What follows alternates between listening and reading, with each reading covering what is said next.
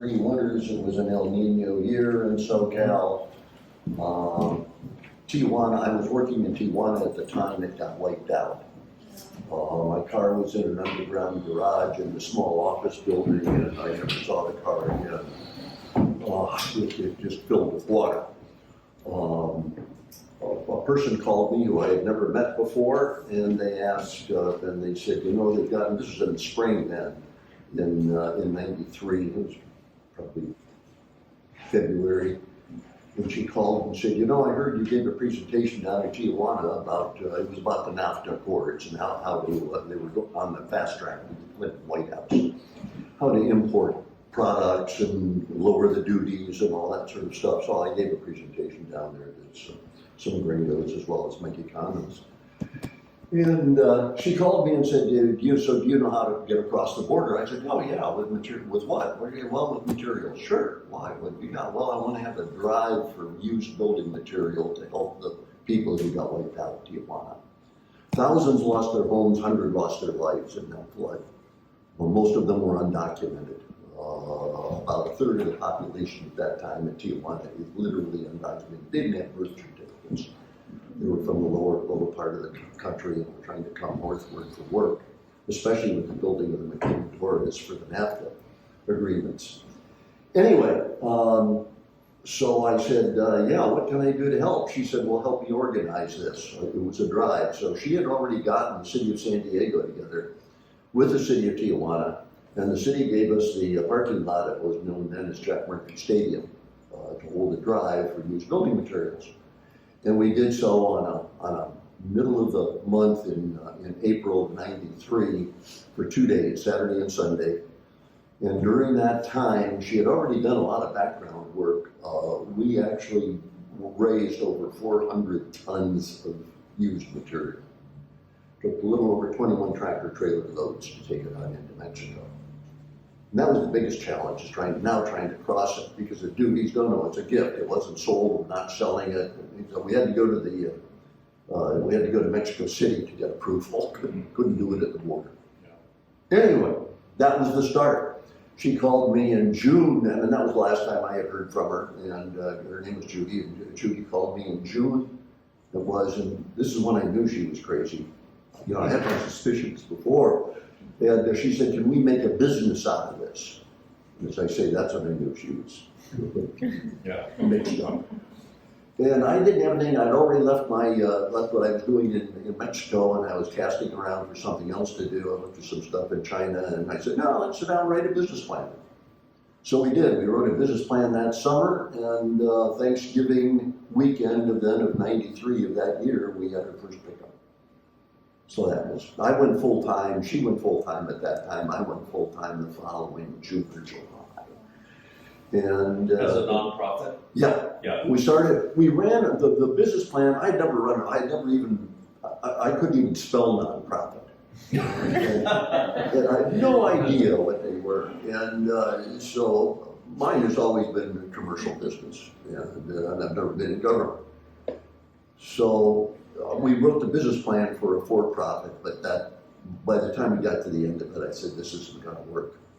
I said, what we need is materials given to us. We don't want to go out and have to buy them and procure them on the market. And so we did. So that's what we did. It was a 501c3.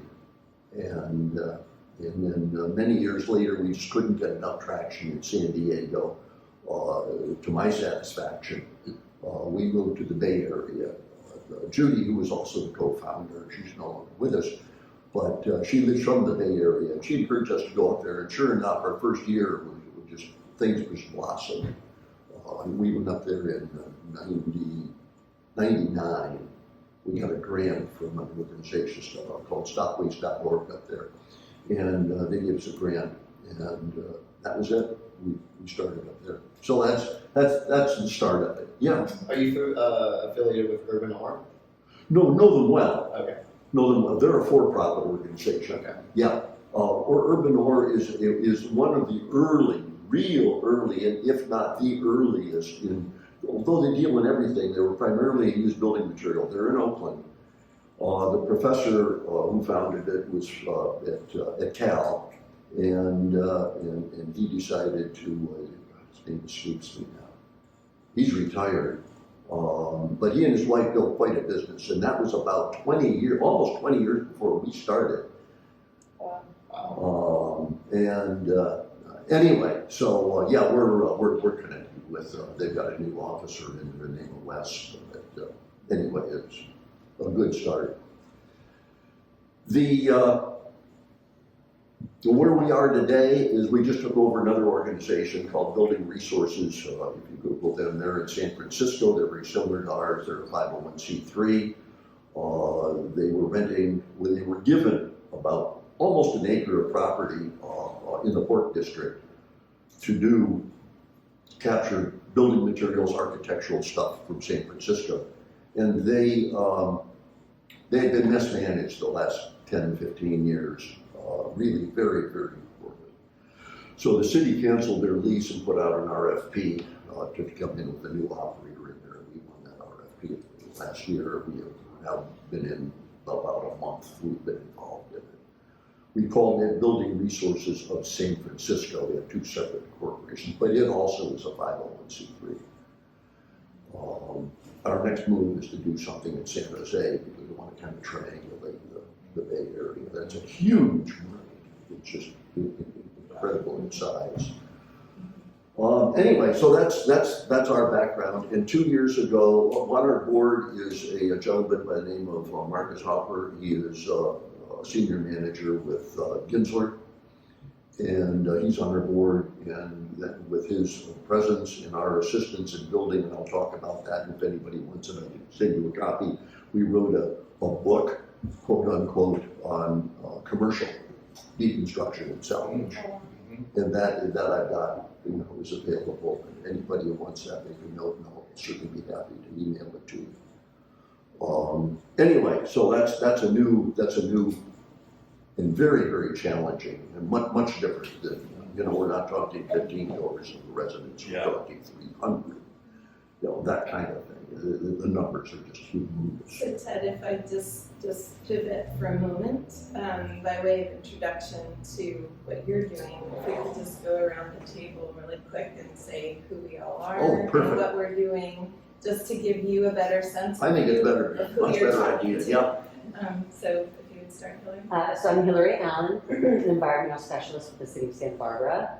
I'm mostly here to listen and just kind of help. I know the government is absurd sometimes. So maybe, and I understand that. So to be a liaison and also maybe help the process not go down the wrong road if I go, oh, it'll never work that way. They'll never do that. So I'm here to help. Oh, great.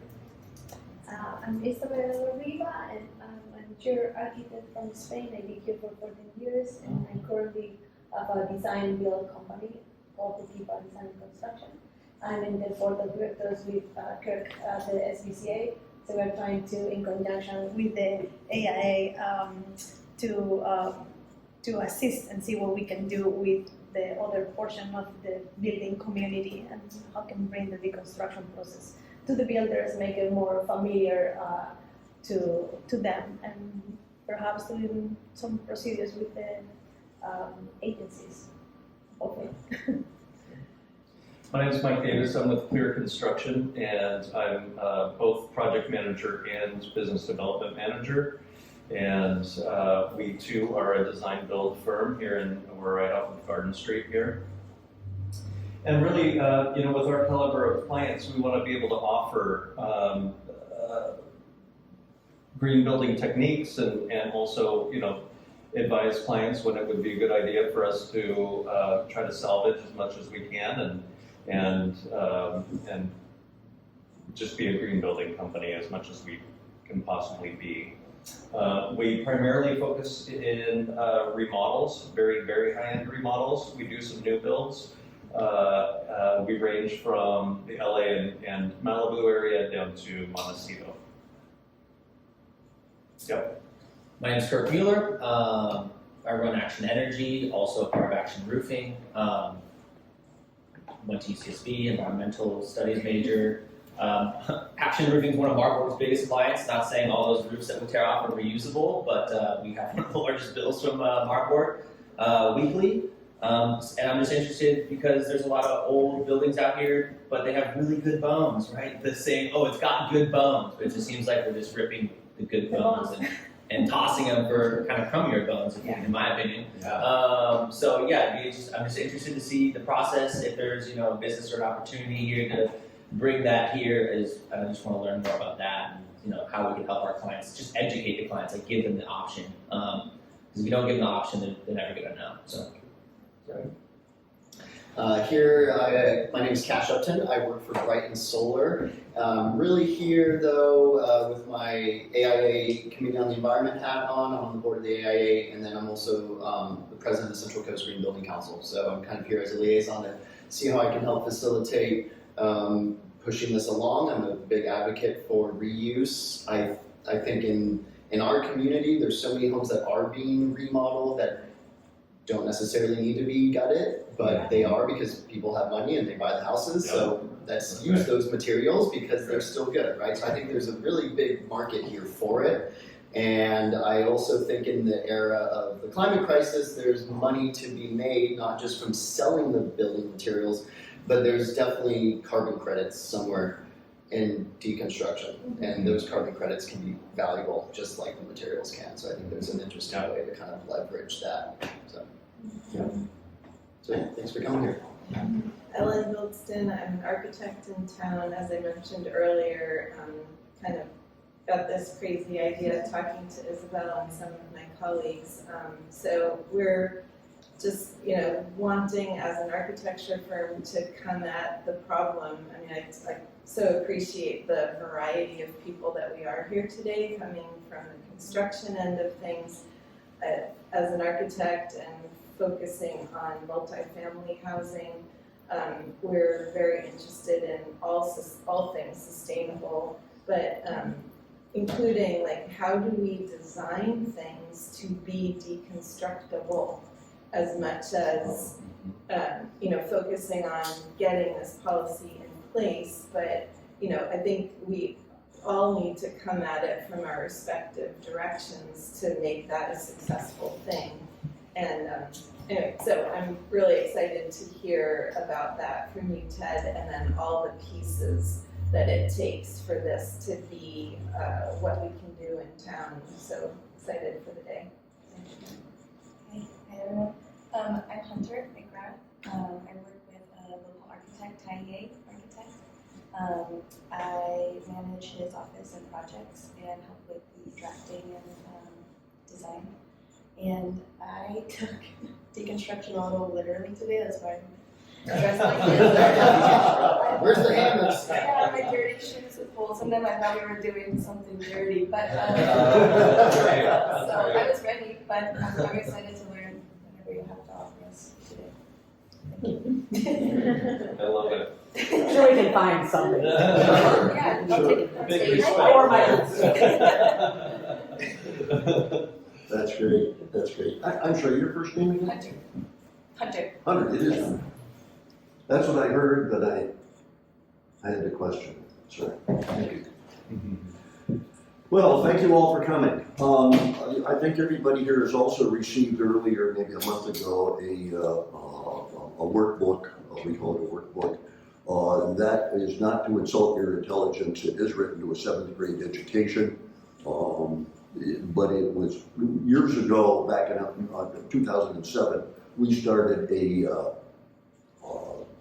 a training program for workers, primarily inner city, primarily those who don't know a cat from a cat's paw. But the emphasis was we've got to bring in young, eager stock into the construction industry, and this is a good first grade start to it. I used to be an OSHA trainer, so we teach it to OSHA standards. And hopefully they won't be deconstruction workers all their lives. They'll move on up through the grades of, project managers, even crew chiefs, etc.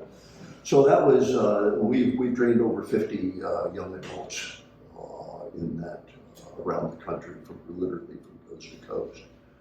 So that's what that notebook was for. And it can be used if any of you decide to start, or you know somebody who wants to start a crew or something. That's the basics.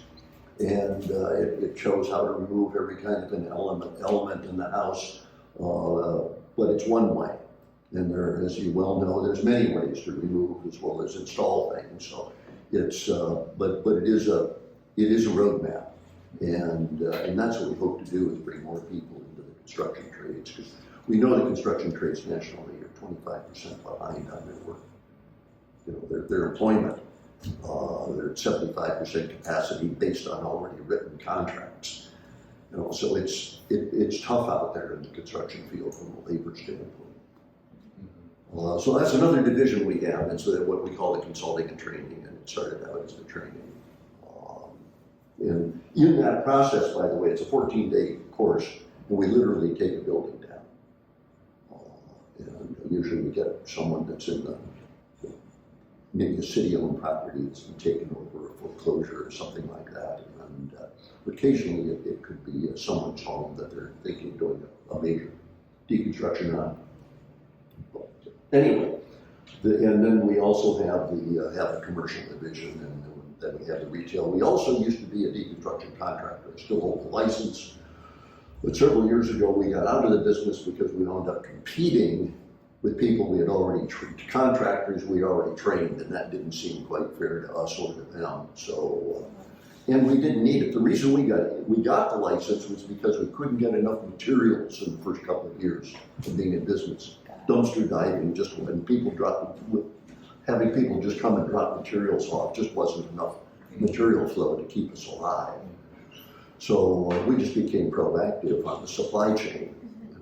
And that's, but we So don't it's a need it specific anymore. license, contractor's license? Yeah, Okay, I got a C21. got it. And that's demolition. They Okay, don't so have a it's separate, separate. yeah, they don't have. Oh, okay, okay, but that's a separate classification. They're not yet, and I Okay. probably won't happen in my lifetime. Yeah. Pretty niche Yeah. license. So anyway, that's who it is we are, and our background. Let's see, it takes a moment for it to click up here. But, so there's roughly the schedule. We'll talk about actual definitions here in a few moments, and we'll get all the way through to going through the bidding process if you would like. We don't have to, but we can pretend we've got a building and do a little bidding and see what the costs are. The biggest problem, as you probably already know in deconstruction, is cost. But there's a second one, and it's time. We think we've already beat the time issue, and I'll get into that, but cost is the big factor. Labor. Primarily, yeah, roughly 15% of the total project cost, the deconstruction project cost is disposal. So it's there, it's serious, but it's not the sore thumb. Yeah. If demolition costs $20,000, deconstruction's gonna cost twice that. It's gonna cost $40,000. Who in the hell's gonna spend more? We've done some analysis. We've interviewed many of our former clients and asked them if they would have done this without it. About 10% would have. So we're typically doing about 200 projects a year. That would now be 20 projects a year if that was the case. And that's just not enough to sustain anybody. So there had to be an incentive, and the incentive is, as a nonprofit organization, all those materials salvaged represent a tax-deductible donation if we are the recipients of them, or some other similarly classified nonprofit organization could receive them. So that's the big business.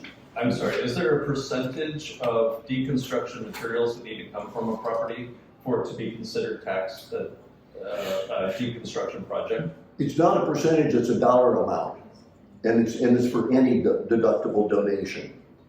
If a donation is less than $5,000, then it does not need an appraisal. Okay. You can just fill out, you know, your normal 1040 and claim that. If it's over $5,000, regardless of whether it's coins, art, building materials, cars, whatever it is, if it's over $5,000, it requires a third-party independent appraisal on an appraiser that's qualified by the IRS, not certified, but qualified by the IRS to be able to do that. In other words, someone who specializes in art and antiques couldn't do lumber. It's pretty simple. They have to have a background. So in other words, the IRS has a list of qualified appraisers? No, they have a list of qualifications. Okay, And it's up to you as the donor to make sure that you're not hiring someone who's not. And they have to provide you, as a client of yours, if you were the donor, they have to provide you with their qualifications. okay, That's a requirement. okay.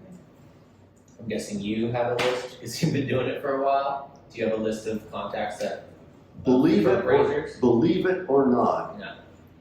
there are 4 in the United States that I know of. I was gonna say, it's kind of a niche thing, Oh, wow. used lumber. Yeah, 2 of them happen to be in California, That's good. 2 happen to be on the East Coast.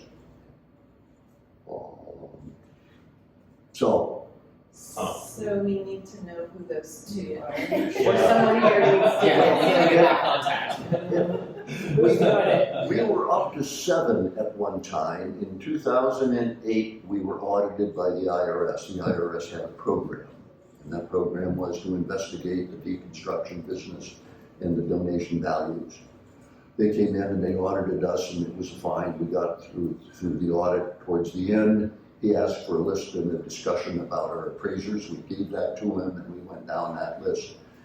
And he said, I can't tell you how to run your business, but I wouldn't hire this one, and this one. Oh, okay. Oh, Wow. again, he can't tell us what to do, but I certainly took his advice. Yeah. Because he saw something that I didn't see. So we are now, as I say, we're down, and we lost, and then we had a fellow pass away, and we added another one. So, but we're at 4 in the United States that I know of. There are others that claim they are, but we are, which is why we don't put out a printed list. Because someone in our list at some day could do something wrong, and I don't want that name out there. But on each job, and we'll go through this, on each job that we perform, or a recipient of the materials, we send the information, preliminary information, which is what we call a survey, to the homeowner and to the appraisers, all of them. The appraisers respond back to the owner with a guesstimate, a range of value that they could achieve if they do the deconstruction as specified in the survey which we give them. That survey includes not only a written report, but also photographs of the materials. So the owner is clearly informed of who all the appraisers are, and they can pick any one of those if they want. One of those 4. One of those 4. We will not accept materials from anybody other than those 4. Are the appraisers going on site, or are they getting pictures? They used to. Yeah. But the IRS has changed the regulations, and they say as long as the specifications are the same, the measurements are right on, 24 inches by 30 inches by, whatever, and the photographs are clear, they don't need to be. They do not need to be on site. So that's why the people on the West Coast or the East Coast they can intermingle. Mm-hmm. And we'll get into a lot of detail. In fact, I'll show a couple of examples of that and how that works, so you've got it. And this again, this presentation is available. So anyway, so that's I've really gotten into quite a bit. Definitions. The one word I would like to, reuse, obviously, using that item in a different context. Possibly even the same context, but certainly a different location. Then there's recycling, the word that I would like to strike from the English language. We have been, one of the problems we had starting up, and it's our own fault, my fault, our original name was Building Materials Recyclers. What a mistake. Because that put us into recyclers. And we haven't been able to crawl out of that hole yet, 30 years later. People still say, oh, you're one of the recyclers. No. So anyway, I really would like to see the word ban. Demolition, obviously, to destroy, deconstruction, and then soft strip. Soft strip is remodel. You can tell that you folks are in the remodel business and so forth. And frankly, about half of the projects, 40% of them that we do, of that couple of hundred, are remodels. We are a nation of remodelers, as someone from Home Depot once said many years ago, and it's all the time. So remodeling and remodels are a big issue with us. Benefits: keep materials out of the landfill. Certainly, that was our primary mission, and we get down to all the rest of them. Keeping materials out of the landfill. I know you've had the ability to increase the size of the county landfill. I guess that was just recently permitted, as I understand it. You know that there is a city, or there is a state in the United States which no longer has a C&D landfill. That all their C&D has to get shipped out to other states. That state is Connecticut. Granted, it's a small state and it doesn't take much to ship it, but there are no C&D landfills in the state of Connecticut. What does C&D stand Well, for? construction demolition debris. Sorry. That's what I thought, but I just Yeah, wanted to be sure. Sure. No, thank you. Jargon. And with our C&D, it mostly doesn't go to our landfill, actually, because Marburg takes, people are required to divert their C&D to Marburg and it gets sent off elsewhere. Right. So that's not to say it doesn't get landfilled somewhere else, but it's not being landfilled in Marburg. Yeah. It's not. I mean, there is some, but really most of the C&D is being captured and rerouted. So, with that, reasons to deconstruct. One is cultural. This is the Theodore Roosevelt High School in central Los Angeles. These were the end caps on portable classrooms. They were 12 foot, two 12-footers put together, 24 feet. So those are 24 by 10 high, 10 feet high. And those paintings on them were the end caps on those two classrooms that were, and the artists were students in the high school. In the sports picture, many of those went on to professional sports. So when they called us to do some deconstruction, we said, well, the first thing that's got to happen is we've got to save the end caps. And you've got to use them somewhere here on the campus, because it was your students that did it. Many might have been a few years ago, but it was still your students. So they did. We cut them out and we saved them, and they were placed somewhere else on the once the new building was built. A permanent building was going in its place, and these were relocated. Another one, many of you might have seen the movie, the original movie I think it was Blade Runner. This building is the oldest existing building in South Central LA, in the commercial district. Those elevators are mechanical and they do work, and that building is occupied. Those are offices. Is that the Bradbury building? Yep. Yeah. Have nothing to do with Ray Bradbury, by the way, but Yep. Bradbury, it is the Bradbury building. It's a beautiful. We will talk about Ray Bradbury today, however. Financial. Fewer landfills.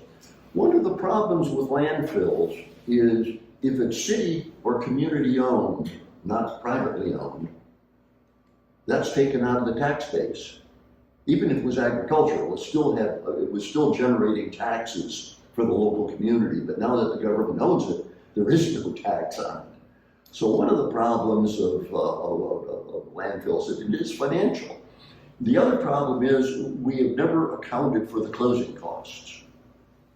We do not have a sinking fund anymore in our financial statements that shows what we have to replace or do something with at the quote end of life. Those costs aren't being recaptured. They're not figured into the disposal fees. If they were, our disposal fees would be substantially higher. First of all, because nobody can forecast what it would be in 20 years, 30 years, 40 years. So the other one is possible tax credits. Tax credits are for, and there's a difference between a tax credit and a tax deductible donation.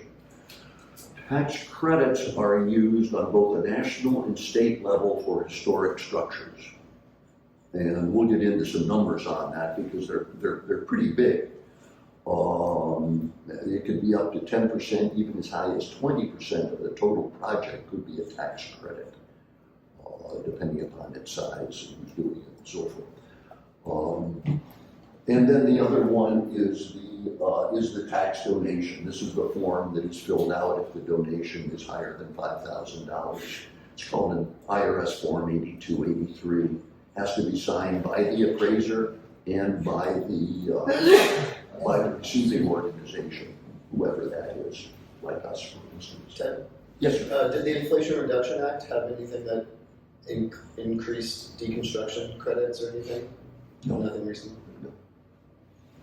There's never been any federal credits or any, the only support that one has come from the Department of Labor and the other came from the Department of Environment, and those were, years ago, were grants for both for-profit and non-profit organizations to do things like deconstruction. Yeah. Sorry, the appraiser, does that come from you guys, or does the client hire the appraiser? The client pays for it. We can't do it. It's a triangle, and they have to be, everybody has to be separate.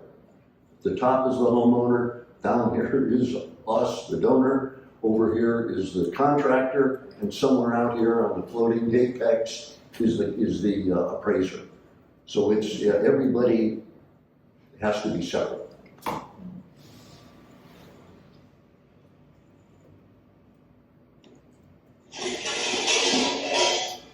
Mount Rainier in the background. Pretty appetizing in the foreground, eh? This is part of the environmental push, is getting to be able to move all that trash somewhere else. Beyond that, green building, then the credits. Not so much in the residential side, or at least single family residential, but certainly in the commercial it means a lot, particularly on the resale of the building. Yes, sir. So do you get the credits on both ends if you deconstruct it and use deconstructed materials, or is it just one or the other? Well, the credit, Would you get lead credits if you Right. deconstructed but didn't use deconstructed, or is it only if you use deconstructed? no, there are many credit levels. And we'll go through an example up here, but there are many credit levels. One would be from water, how far did you bring the materials in, what kind of materials did you use, and so there's many levels of credits. Deconstruction adds one, possibly as many as three, depending upon how it was conducted and so forth. So it is What this is boiling down to, unfortunately, is sounding like only the wealthy can be able to can do this. You know what I mean? So, yeah. That's why the tax deduction works, because they're in the high tax bracket. Yeah. But Doesn't it's work not for me. appealing to. Medium. It's not appealing to anybody else. No, you've got to be in, although I run the numbers, and you can be in a combined 30% bracket and make it work. The problem with it, and 30% is, when I say combined, I mean state and federal. We have a fairly high state income tax. Not all states have an income tax, but we do. And of course, it's a federal. And if you're federal, let's say, I think it's a bracket called 32%. If you're in that 32% bracket, you probably add another 3 or 4% to it. You don't get the full credit because that credit is a discount on your federal income tax, so there's some adjustments that have to be made, but it comes out around at about 35%. And that's just about the break even. But that's not a high income. I think that's just under $200,000 combined family income. So it's, you know, it's not enough. It may be as low as 150,000. I can't remember. I don't have the numbers in my head yet. The new tax laws, but it's somewhere between 150 and 200,000 is that 32%. So again, that's not a big income for a combined household in today's market. So here we go with some project examples. This is a residential one. See San Francisco in the background. This is on Tiburon. Yeah. Yeah. And of course, it must be July because there's fog in San Francisco. That's right. So here's the data. It was 100-year-old. It was owned by the, oh, geez, I forgot your name. You would know the name. Very, very wealthy old Canadian, or old San Francisco family. Square footage, 1,200 square feet, 15,000 to do the deconstruction. The appraised value of the materials, it was really only the lumber, it was 35,000. And the days to deconstruct took us 12. And there's the equipment we used, and the bid to demolish was $6,000. So there'd be a $35,000 donation tax credit, right? Is that? Yeah, so they receive a tax deductible donation. And what the donation does is, let's assume you make 100,000, your adjusted gross income is 100,000. If you receive this kind of a donation, that 35,000 is deducted from it. So your actual adjusted gross income after the donation is, what would that be, $65,000 roughly. Will we get a copy of this? The whole slide. Okay, great. Yep. Okay. Yep. Okay. There are also some examples on our website. Okay, great. There's about 15 or 20 examples. I'm like tending to want to write everything down, but I'd rather just listen. Sure. And so if we Yeah. can get this email to us, that'd be great. And by the way, Ellen mentioned this in the beginning, that this is only the beginning. I am available at no cost at any time, pick up the phone and give you whatever you need. So whoever, is there a group or individuals or a specific project, that's what we're here for. Yeah.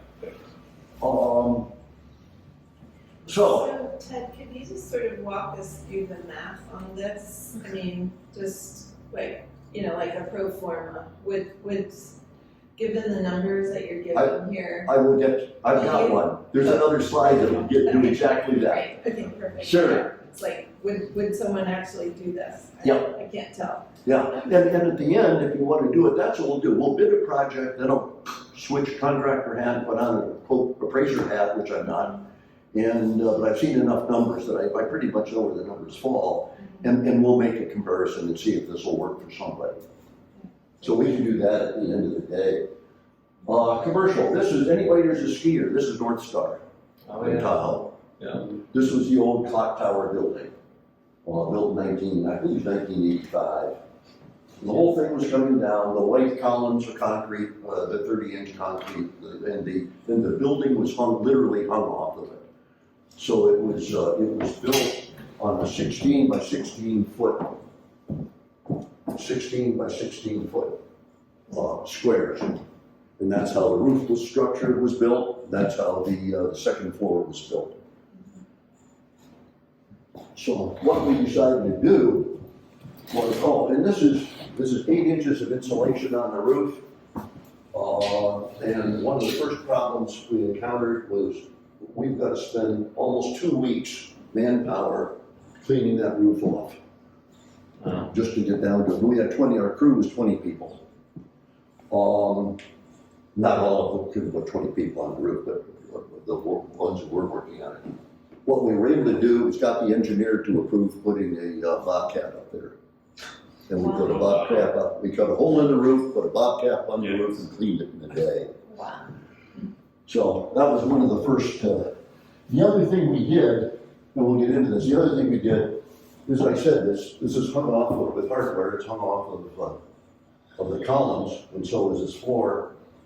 We literally stripped the roof and then cut it on the top in a 16 by 16 foot section and lifted it off with a 40-ton crane, put it on the ground and dismantled the roof on the ground. We did the exact same thing on the floor, on the second floor. Cut it out, right at those columns, picked it up, set it on the ground, and deconstructed it there.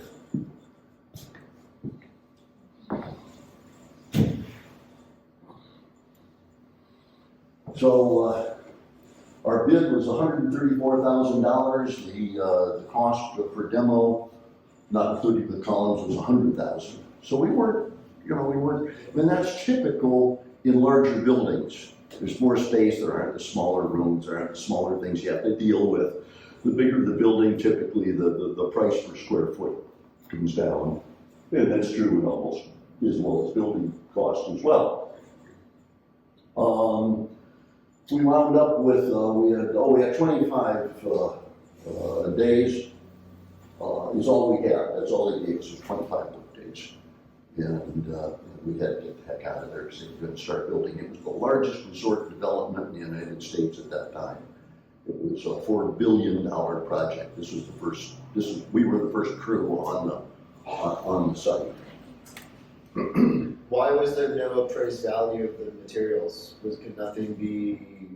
It was the way the ownership was structured. There were partnerships on top of partnerships, and it just wasn't. It was complicated. Yeah, it was just too complicated, right? Okay. Interestingly, this is in Truckee. Truckee is a very insular community. Very environmentally conscious, the local folks are. So there was a lot of pressure on them. I don't think this would have been done had not the citizenry been there.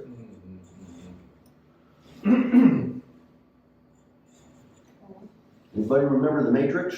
This is Revolutions and Reloaded. They were both filmed, the three primary sets were filmed in Alameda, California on the old Naval Air Station. That's a runway that they repaved and blackened and put stripes on and put the K-rails on and built the bridge. This is all literally a least turns nesting area too, so we had to replace it. When we took this down, we had to replace the grass, we had to replant the place, we had to reseed it, all that sort of stuff. This bridge is built with 6 railroad cars, 3 across, flatbeds, and then 2 lengthwise. So there's 3 over here and there's 3 over here, welded together. This is all concrete and steel. Yeah, on-ramps and off-ramps. This is a semi. He just crossed the bridge when this was being filmed. This is a 2x4 wall with plywood sprayed with gunite to make it look like, a concrete freeway. It's supposed to represent the 101 in Los Angeles. Yeah, exactly. That's what it's to represent.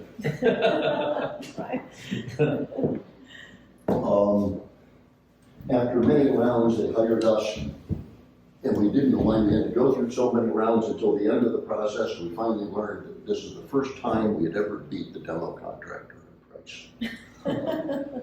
Their disposal cost was horrendous because they were throwing it all away. You'll see here at the diversion, the bottom number, 95.2% of the materials were gone. So that was, it was quite an engagement. 3 months, 3 weeks, and 3 days with 20 to 25. They did not, they had it estimated at what the value of the materials were by an appraiser, but they did not take the deduction. You probably know the reason, even though they could use $500,000. The movie industry loses money on production. Where they make their money is at the long term when they're leasing it out overseas or licensing it out. That's where the big money starts flowing in. They don't need more tax deductions. It's already lost all the money. So it's just the way, again, the industry is built. So that whole, I mean, this is kind of a diversion, but that whole set was built for a few seconds of crash and bangs, and It's a great scene. Oh, yeah, you gotta see it. It was worth it. I'm gonna have to watch the movie again so I can fully appreciate Yeah. like how ridiculous Yeah. that is. This isn't the first one. It was a trilogy. These are the last two. Revolutions and Reloaded were the last two. Origins of Deconstruction. I don't know. I might have opinion. Well, my head's gonna be polarized in the scene. Luckily, AI. Well, I think the question is, you know, how many other sets can we deconstruct, right? That must be happening all the time. Yeah.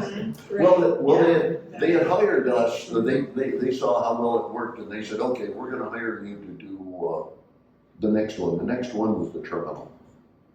You know, if you remember that one, with Tom Hanks? And, it was, Terminal 3 at, LaGuardia. That's where it took, so they duplicated it Oh my God. in the B-2B bomber place that they built the B-2B up in, the high desert. Can't think, Palmdale. And they built the whole terminal in the hangar.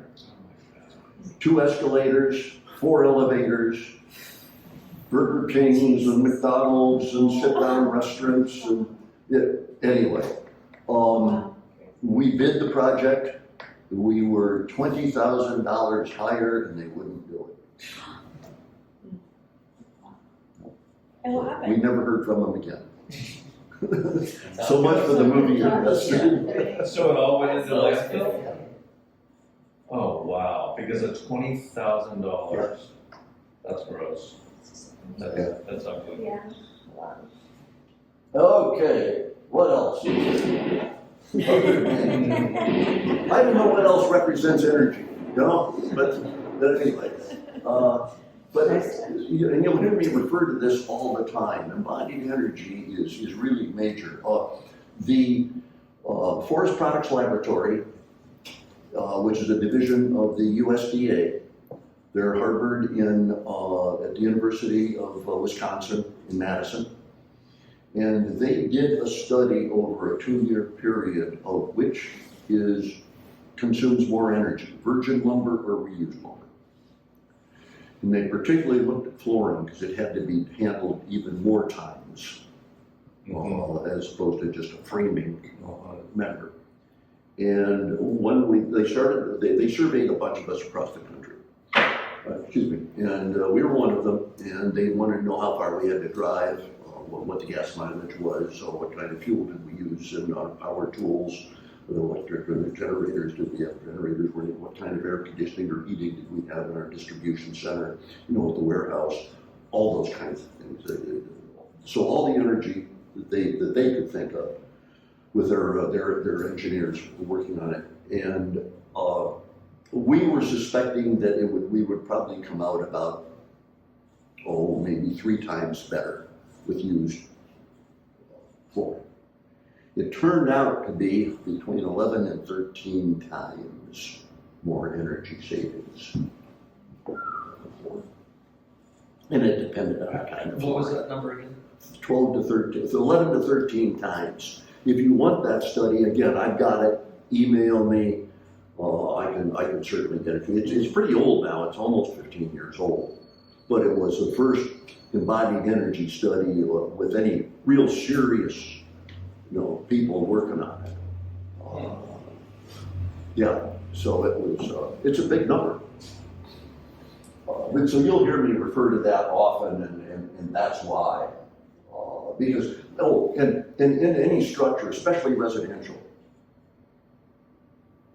lumber is the least, is the product with the least embodied energy.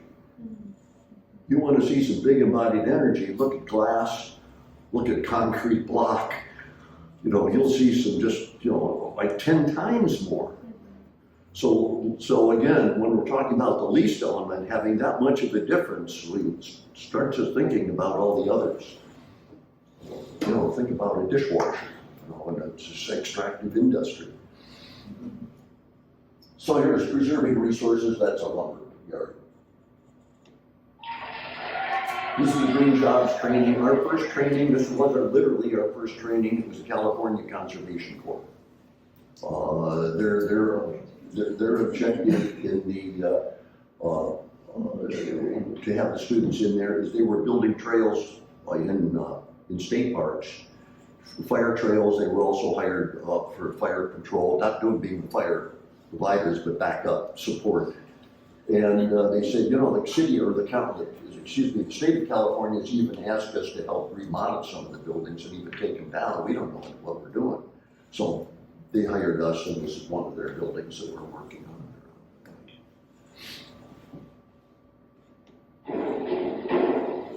Improves the standard of living. Anybody identify what these little tiny houses are constructed of? Garage doors. Got it. Tijuana. Yep. This is, when Tijuana got flooded out and they started to rebuild, the government stepped in, federal, state, local, came in and bought out or took over, didn't buy it, didn't pay anything for it, all the low-lying properties that got wiped out. And they gave them a small plot of land on a high-lying plateau called Valle Verde. That was the name of the colony. And this is Valle Verde, about a year and a half after the floods. I only know that because the company that I hired to replace my garage door took the whole thing. You know, I mean, like, Yeah. it was one of the old 80s, Yeah. you know what I mean? And I thought they were gonna break it up and take it away, and they're like, oh no, we take these down to Tijuana Yeah. and build houses out of them. I was like, I was so glad that I hired them. Yeah, we shipped over 2,000 garage doors down there. Anyway, so, pointing for them, maybe not for you or I, but for them, this was one hell of an improvement. Yeah. Advantages, again, we spoke about them briefly, time and money. We've solved the time in this regard. Most cities, at least in the state of California, locked the demolition permit with a building permit. That you couldn't demolish until the building permit was approved, your new building. Well, we said, well, that's stupid. We need time. Why don't you separate this? And finally, most cities, not all, but most cities in the state have now separated those. Or if they haven't, you can ask, and generally they will give it to you. And while it's going through the permit process of the new building, we can have the old one gone. You know, we're talking 2, 3, 4 weeks, 5 weeks is a big house, 6 weeks. But that's nothing in a permit process. Right, so you're saying the city could fast track projects that are going to be Yeah. deconstructed? Yeah. And so they save time there, but if it's gonna take more time to do the deconstruction. Yeah. Huh. Or you're probably done with it before you have an approved building permit. Yeah, Yeah, time is not an issue. right. Yeah, yeah. Time is being an issue at all. Yeah. I've gotta go, I'll be right back, no one eat my lunch. No problem. How does that get communicated to the city? Most cities, I don't know about Santa I was Barbara. gonna say, I'm definitely gonna look into that. I really don't know. You know, while you're doing that, by the way, if you would do me a favor, do us a favor, I've got a note here. I'd like to know how many demo permits were issued in a year. And of those, if they can break them down, how many were residential versus everybody else, commercial or government? That makes so much sense. Like Yeah. for us, when we have a job, the GC of my company, he wants to just demo right away, and I'm like, no, we don't have a permit. Don't touch anything. Yeah, I know, right? And I'm like, you don't understand. Well, who cares? We're gonna still demo it. So he's already ahead, you know, because he wants to save time because the permits take so long here. Sure. Which he tells you, 6 weeks you get the plan check first revision. It takes 6 months, which is a joke. So otherwise I have to send people home and they don't make money and I don't make money. So there is many times, and that happens to everybody here, we just go and demo. And then we demo ahead. And then we take pictures of everything and document everything and wait for the permit. Obviously we don't touch things that we don't know or structural, but that makes a lot of sense if that could be separated. Well, otherwise. So it doesn't sound like it is separated. Would you say that, okay? No, it's all together. And but also that would trigger some code items that if you don't know what your demolition is gonna affect your future permit. For example, if you're in a high fire zone, you're gonna trigger sprinklers if you demolish more than 75% of the square footage. And when you don't know that, if you demo before, maybe your client doesn't know that you need sprinklers and it's an additional cost for the client. So that would be knowing what you're doing from the get-go really well, knowing your job and then how your set of drawings is gonna be from far ahead of starting. Yeah. But if it's documented and done right, so that makes sense to have it separate. Absolutely. And here we, so I'm dealing with city and county. I know. Here we go. It is, it's a lot of fun, I love it. How do those entities talk, do they talk to each other? Kind of. Kind of? No. Kind, I mean, yeah, we do talk to each other. I would say that we have a pretty good partnership. Because it would be nice if everybody was in agreement on how we were gonna be handling it. Yeah, absolutely. I mean, and I think that, and again, that's why I'm here, and we have really good partners in at least the trash division. Yeah. And I feel, and we're a really, really good partner, so I feel like they could get their county folks on board too. And we're really, really, really trying to do a better job of mirroring our jurisdictions. Because the other thing is, so I know, amazing. I think we're doing a little better. But the idea that everything you do, That you're would like, be- what are you guys doing? So it can be the Because same. we're always like, I know, who knows? I don't know how this is gonna turn out. I know, we don't know either. There's less Totally, no, believe me, stuff. it's really fun. No, later, for sure though. Yeah. Doable, very doable. I don't think that's gonna be the problem. Yeah. I think we can get that done. I have an important question. Where's the question? Oh, very good, excuse me, folks. Coffee and the snacks are. Yeah, thank you. Take a break. If anybody want to. It seems like we're kind of Would doing. you- But it's kind of cool to You're just not talk gonna be- about these, and even if it's I a little agree. break, implement it into what's happening to us and how we can tackle it. Right. Because that will be a really practical, solution for. I know, Ted's gonna come back and we're gonna actually kick their ass. We're doing it. Yeah. Well, I wish I think that to implement deconstruction within a permit, I think that it has to be some takeaways for the homeowner, meaning some sort of, besides a tax deductible break or saving some money, some kind of improvement within your building submittal. Like if they say you're gonna do deconstruction, your building submittal goes faster. So you are saving time, but you are saving money because all of the time that you're saving is a lot of money for the client and then a lot of money for the contractor or the builder because they get to start the job Another earlier. incentive. So it has to be an incentive that comes along to it. So the client and the citizens are like, oh, that makes so much sense because I'm saving money and I get my permit faster or I get a different route through the agency to make this happen. Well, I feel like those things those are clever solutions because, the city doesn't have any money. So whenever you're like, Yeah. let's think of something that's gonna cost another Yeah. staff person, reticent of course, but that's something that would be really, It's it very would be easy. fairly easy, if we came up with some So kind you of can policy.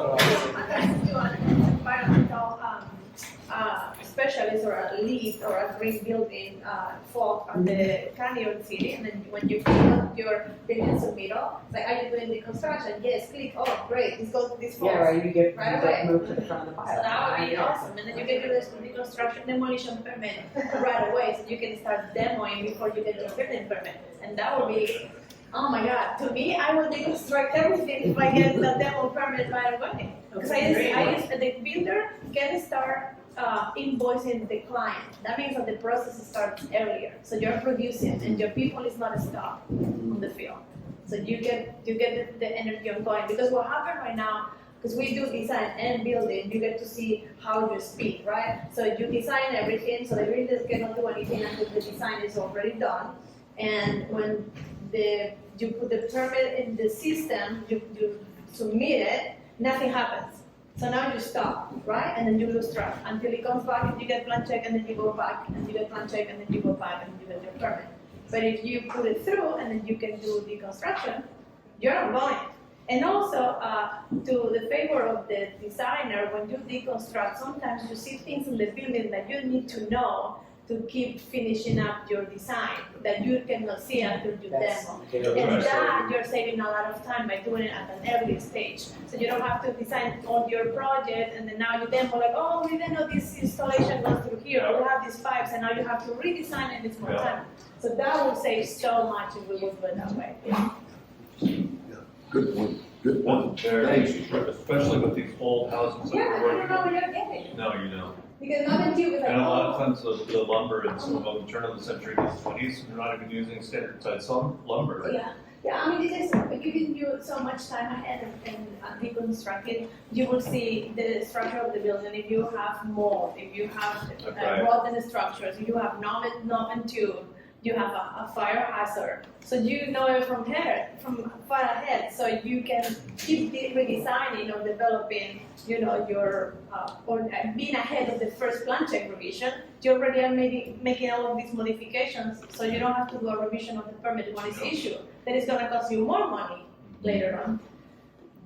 It's just crazy, because I just have really quick this additional scope of work to add in new electrical, and it's $1,000 just to add new can lights and light fixture. And Yeah. telling me, oh, you have 75% of the square footage, then what you have to put sprinklers. It's like, no, I'm not doing this. It's like, no way. So I turn around the permit in play for 48 hours. I get the revision approved, but do some work.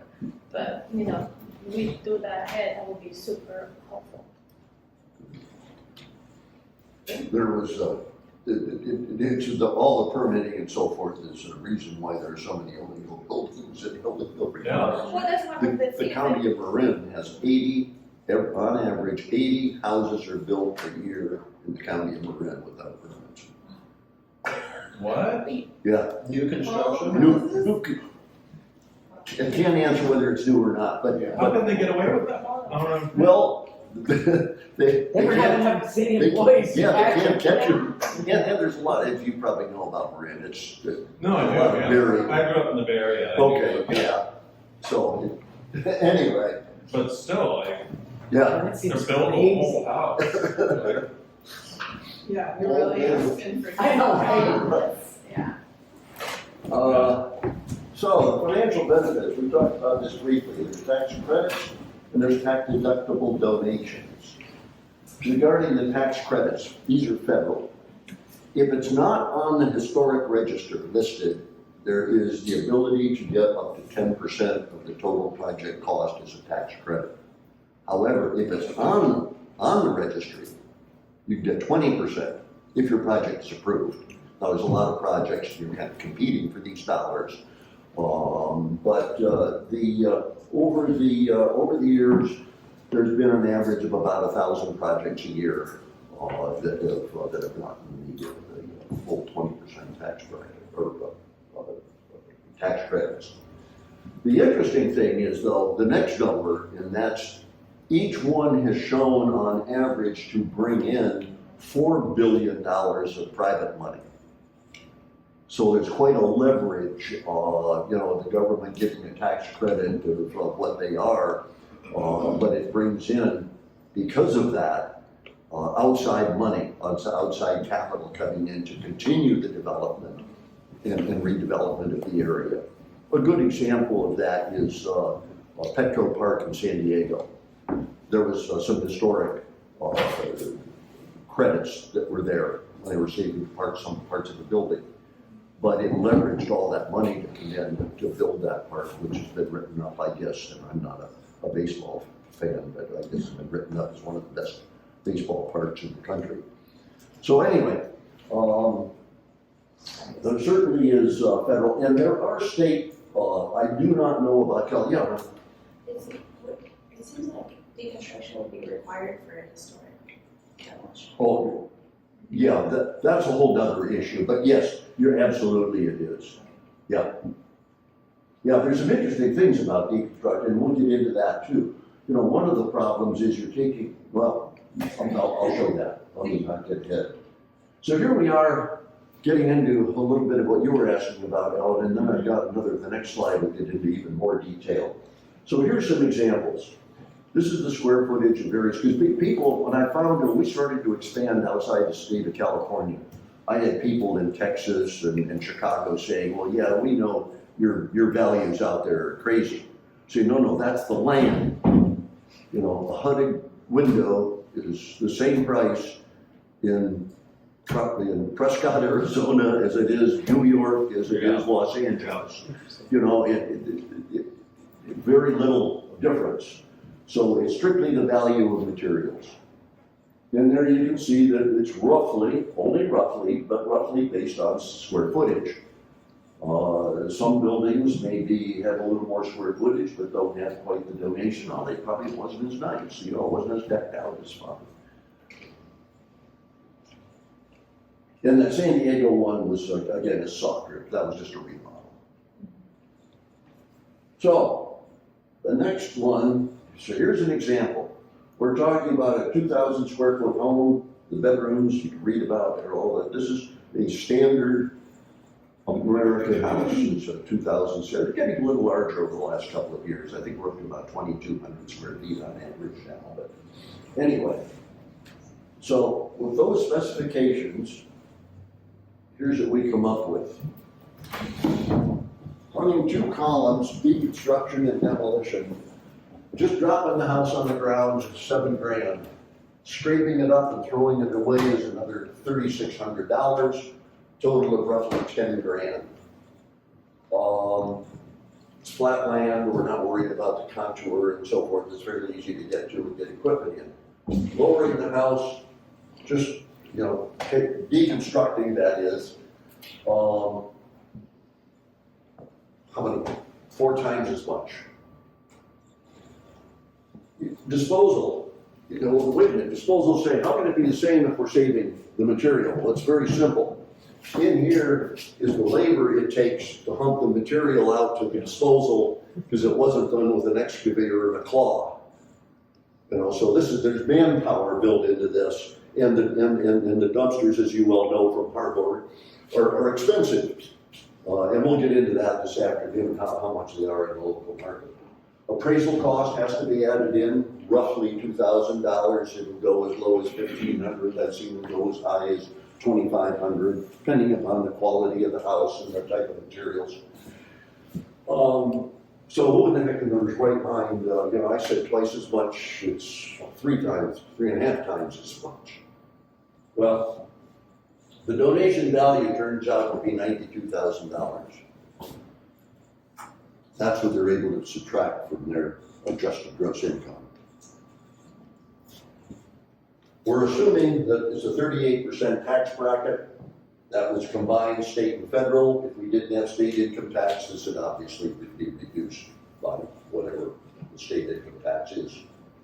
If you multiply 38% times 82 or 92,000, you come up with the savings of 34,000. Meaning, if you didn't make this donation, you're going to owe that much more. So you're actually saving in cash almost $35,000. Now, if you can't use it that year for some reason, whatever reason there are, this has a 5-year carry forward. So there's a total of 6 years you can use it. And you have to take the maximum every year. You can't wait until, oh gee, I'm going to get a bonus in 2 years. I'll wait for that. And that's why you can't do that. You've got to take your maximum deduction every year. So if we subtract the cost from that savings, we come up in the whole $1,300. It's still $9,000 better than demo. So again, without the tax implications, we wouldn't have a deconstruction business.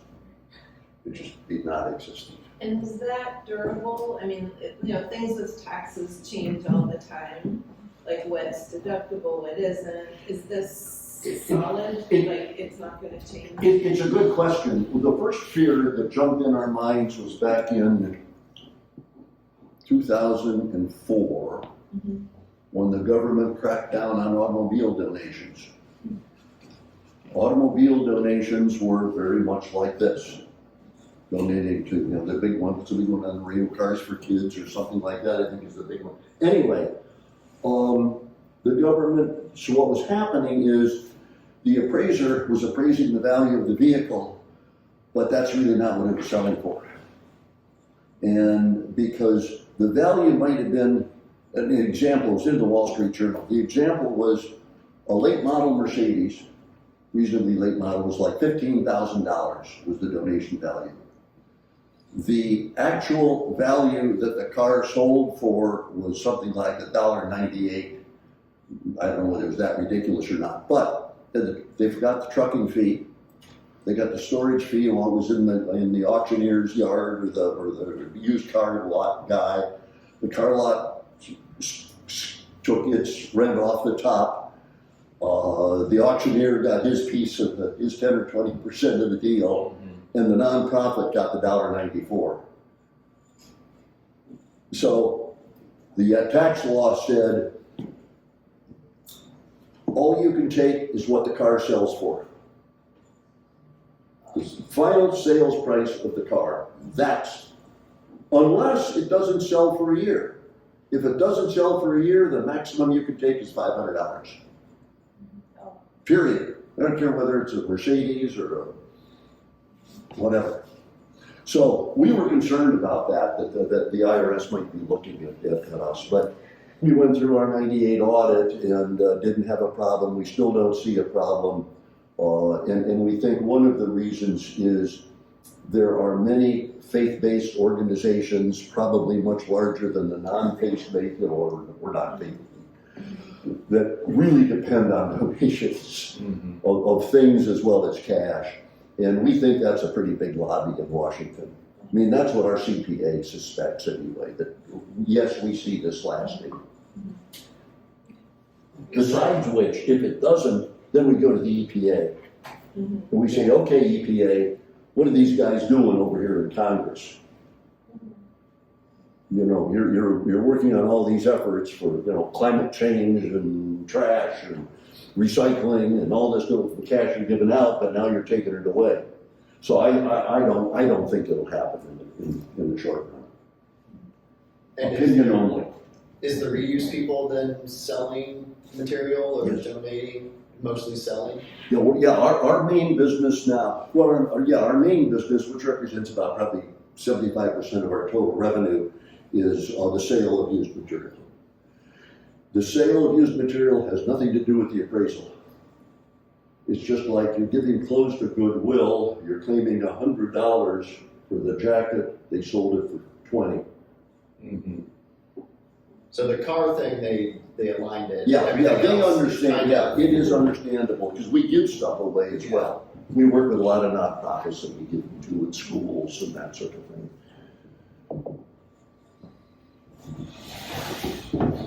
From what you keep talking, my wheels are turning about this community and how great Deconstruction in Santa Barbara will benefit to so many people. Since we have the trade art organization, which is kids in Goleta that they get trained to how to do construction. So they're always waiting for donations for materials so they can put their skills at practice, and it's a non-profit. So they have also a current program where if a contractor hires a kid that is from trade art, you don't pay the kid, you pay, I think it's $800 to this organization that runs them, and they pay them. So they get to, put their skills at work, and the SPCA is highly involved with that, and we are always making donations and supporting them. So I think that would be a great connection for Deconstruction, Well, that's interesting, because the other big piece that I know you're getting to, Ted, is like, where do the materials go? Absolutely. And we don't have a nonprofit in town currently, so maybe what you're describing, Lisa, could be like at least the baby steps Yes. towards having a nonprofit where the materials Can can go go. to. Like art Locally. for building materials. Yeah. Wasn't Habitat saying that they may have I gotten was at just least gonna say on Cesar Chavez? That was the last thing I heard, is that that's possibly, I think they are. that's gonna be. My HR, I can find that out because my HR director is married to the regional director. Oh, okay. For All right. It's a small town. I can find out quickly. Yeah. Well, that was good. I mean, one of the things we Yeah. wanted to do as the city, so I mean, we have this contract with Marburg and we wanted, there are things written into the contract already that sort of hold them accountable to this process vaguely that we want to sort of direct them to, you know, mostly transportation of items, and having Habitat be close to Marburg was really kind of critical to getting them Yeah. leashed to that. Yeah. So if they do get that spot, that's actually going to be really a great. We had one up at the airport, and all that closed down years ago, huh? Yeah, that's what we're trying to reopen. Cool, okay. Yeah, one of the, then we're on, by the, our facility is on a 4-acre, 2.5 acre plot owned by St. Vincent de Paul. The other tenant is Habitat for Humanity Restore. Yeah. Their model is substantially different on used material. They don't accept a lot of used material, unfortunately. But anyway, moving on. All right, some details of deconstruction. Likely candidates, you know, historic structures. And we'll talk a bit about historic in a moment. And certainly any older brick or wood commercial buildings. Brick is a very easily merchantable material, clean brick that is. And frankly, any single family dwelling. And again, the latter is there primarily because there isn't that much interest in the text on the commercial side, because there are some different kind of numbers, but certainly the single family is right now the biggest. Safety. In that manual which I sent out, or what I did send out to, I don't know who did send it. I think Tara. Tara, Yeah. Was it Tara? Yeah. Yeah, okay. Anyway, in there it is about 2 pages of safety.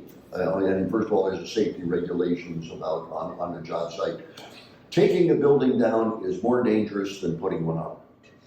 Because when you're putting one up, you're building a solid structure as you go, or at least you should be. Unless it's one of those non-permitted houses. And in taking it down, all you need to do is, for an accident, is remove that one member that was structural or important. There could be some problems. So we're very concerned about safety. Also in that same place within that manual, and I can show it to you if you want, but it's pretty easy. You've got the manual, or the tools. We say that a deconstruction crew is 5 people. A working crew chief and 4 worker bees. And that working crew chief guides the safety meeting every morning, or the stretching exercises every morning, and then we have we recommend a weekly meeting. OSHA says every 10 days. We say weekly. Well, there's 2 ways. We also say that the first day that a new person steps on the site, we go through another safety meeting. And they have to know what conditions change on the site. Mm-hmm. And then there's also on that the number of tools and the quantity of safety equipment that's necessary. So all that is in that manual. So that's more for the bosses than it is for the worker bees, but it's something that they have to be familiar with. And again, the next couple of pages were tools. I don't list them on here. But anybody could start. You know, to start a deconstruction company, you need about 10 grand worth of tools, and that's about all. And it's not a big deal. That includes the generator. And, in fact, you might even throw in a $1,500 cheap pickup. But it's not expensive. The biggest problem, as you would imagine, especially those of you who have got employees, is finding the staff. Which is the reason that most demolition companies do not go into we thought in the beginning, we're going to approach deconstruction companies and get them trained in doing deconstruction. Almost to 100%, they rejected the idea. And the reason, when I finally thought about it, is reasonable. Who have they got? They've got operating engineers who are operating the heavy equipment, and they're, what, $65, $70 an hour. The cranes and that sort of stuff. They've got a guy running a big end dump. He's got a very good safety record. CDL, he's probably $60,000 or $60 an hour. And then you've got John or Jose or whoever running the hose. And that's it. That's their staff. They don't have the kind of worker that we were talking about. This. Almost entry-level, semi-skilled person. They don't know how to run crews. Demolition companies don't know how to run crews. Their operating engineers are the bosses on the job site, as they should be. So that's the one of the biggest detriments is certainly the labor side of it. So a real quick startup on the job, before we do anything, we've got almost a whole day's work ahead of us in getting the job site, getting the fences put up, all job sites. I don't know whether it's required or not. Most municipalities require fencing. We require fencing, whether it's required or not. And the main reason is, again, safety. Neighbors have never seen this happen. And they're wondering what's happening. So they come in leading their dog and their 5-year-old kid by the hand, and they're in flip-flops, and it's a hazard. And we are just not going to put our homeowners at risk with that, because they're the ones at risk. So anyway, we're holding safety meetings and getting the trash containers in, portable toilets, etc. And then simply, what is deconstruction? It is clearly the reverse of construction. What was the last thing that was put in? It's pretty much the first thing that comes out. Carpeting is generally the first thing that goes in. Whether we're going to save it or not, we got to take it out, because it's very hard to sweep it up if there's carpeting. Sweep the dust up and the debris and the nails and that sort of stuff. So get the nails out of, or get the carpet out of there right away, and we'll figure out whether it's salvageable ahead of time before you start. After that, we usually take the doors out, which is not really the last thing to go in, but the reason for the doors is that extra inch on either side of that opening. If the doors are going to be saved, why bang them up moving the refrigerator through it? Number two, if we are moving something through it, let's give ourselves a little more room and open up an inch on either side. And don't forget to remove the nails after you've done that. So then the rest becomes pretty simple. It's appliances, cabinetry, plumbing, and electric, windows. Windows are a question mark. If the windows are coming from overseas or from the East Coast and they're not in yet, we may not be taking the windows out, obviously. We have to keep the place in, or the exterior doors. Got to keep the place buttoned up for the weather. So that's it. But in general, that comes out the moldings and the trim, the finished flooring, if there's a subfloor. Remember, one of our first projects was an old house, and we took the flooring out. Well, there wasn't anything to stand on to get the rest of the house. Yeah. What a bunch of dummies. Anyway, so we get all those guys out, but what happens to them? So here they are. These are all shown in our warehouse. Here's an example. All doors, as far as we're concerned, are pre-hung. Whether they were or not in the beginning, that's the way. Our customer is at 99%, 85% are do-it-yourselfers. And They don't know, we all know those in the construction industry and the architect, is the worst job a carpenter has is hanging a door. Yeah. God, I hate it. Anyway, so here's what we do. Cut it out, take the molding off, cut it out with the sawzall there on the left, and cut the nails, and then screw it in at the bottom so that that right-hand door frame doesn't flop around. So you're selling it in the door frame, is what you're saying? Yep. Yeah. In the door frame. Yep. The only reason, in our warehouse, you'll see some without the frame, the only reason we have those is that's what was delivered. Yeah. Somebody for some stupid reason was gonna hang doors. And exterior doors, but with those, we always include the threshold. All right, very technical question. What does threshold mean? Where did it come from?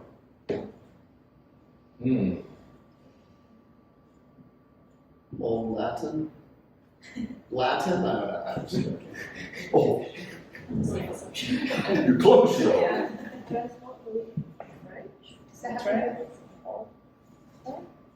Is it French? Threshold? No, no, what's thresh? Fresh. Coming through the threshing floor? Wheat. Yeah. That's what they used on floors before we started to put permanent floors in. Oh, So we're holding the wheat from blowing out. That's great. Anyway, I like it. patio doors, biggest problem with doors are patio doors.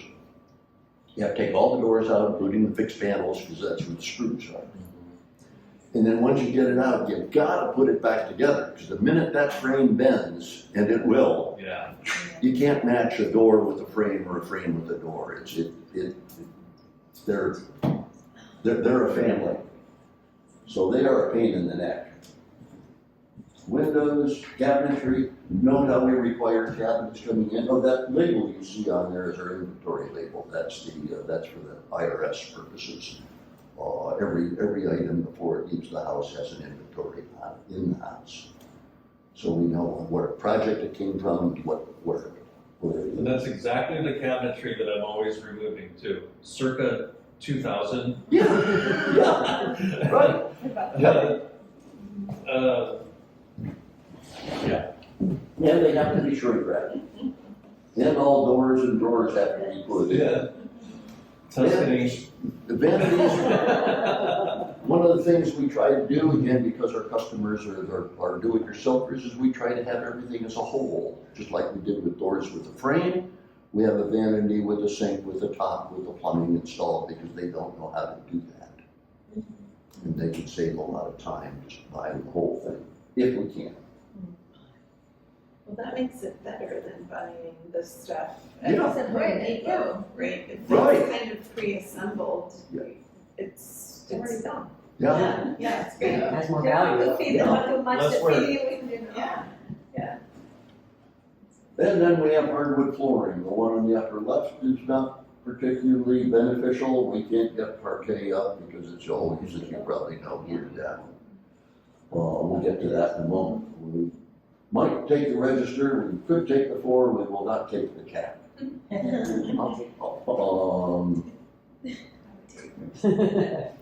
Hardwood, tongue and groove, absolutely. Gymnasium floors, we've done a couple of gymnasium floors or bowling alley floors, and they're great. Mhm. Yeah, we take the whole sections out. I have a question. Things like carpets, if you're not able to reuse them and sell them, do you have like a way to put them into the right recycling channels? Yeah, anything we are not reusing, we try to recycle. Yep, and then the rest is thrown away.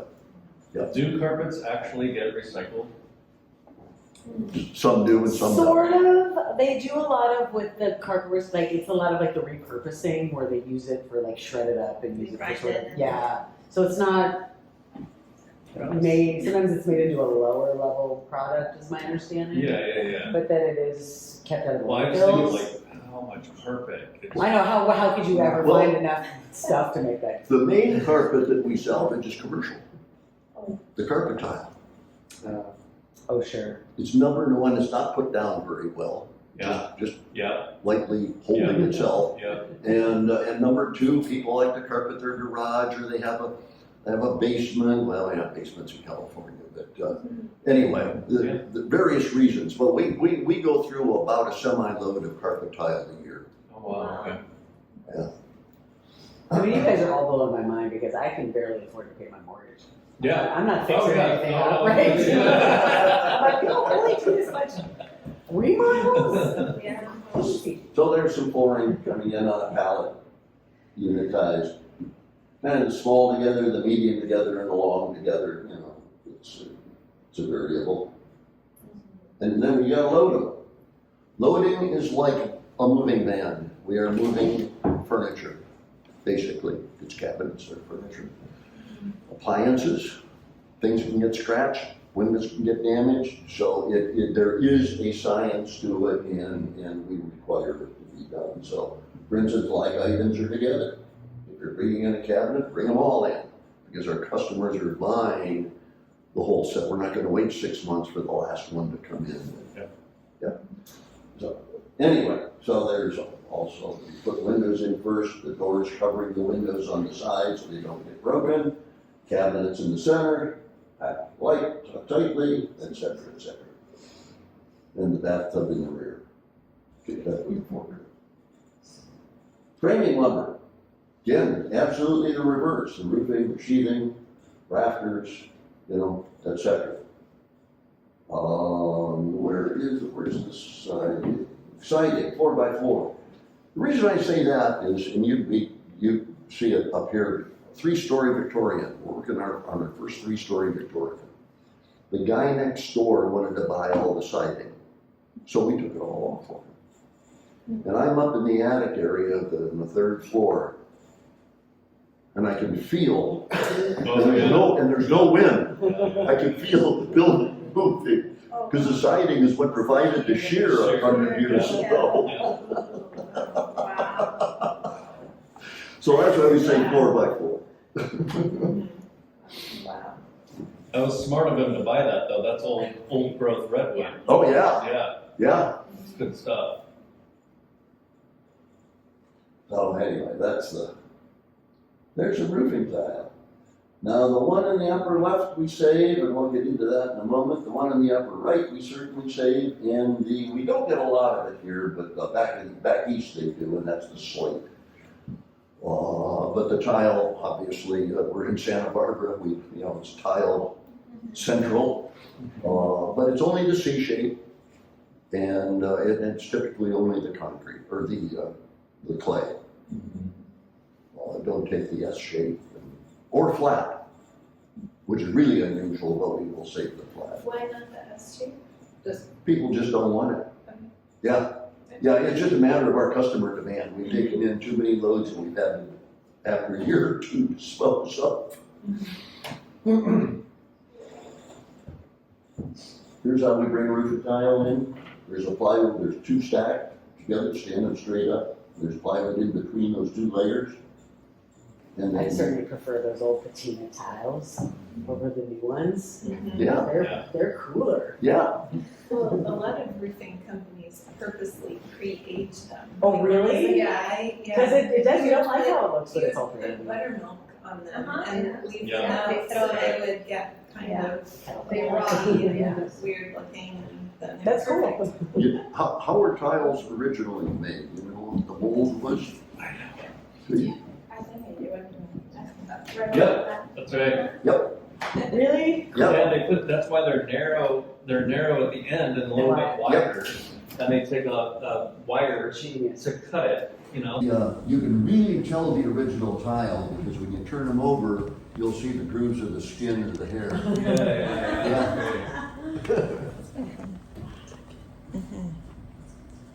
And then, That's some hard work there. Oh, my God. well, we try not to save trusses. The problem with the truss is, the guy's gotta have the same building dimension that we're taking it off of. You can't remodel a truss. But what we do is any strip, and those gusset plates are just terrible to deal with, so what we do is we cut them.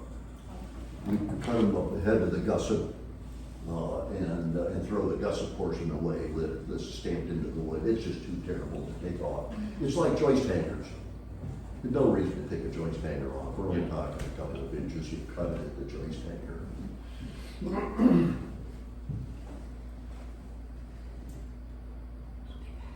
All sorts of siding. The only one we don't save is certainly the bottom left.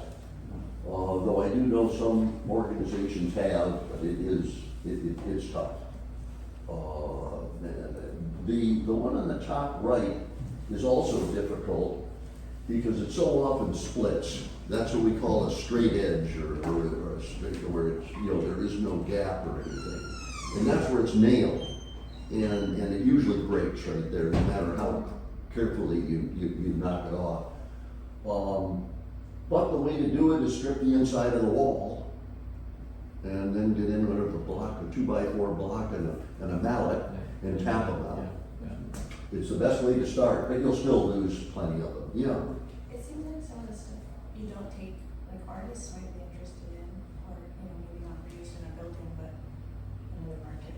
With artists. Oh, yeah. People with material. Yeah, the only problem with artists are quantity.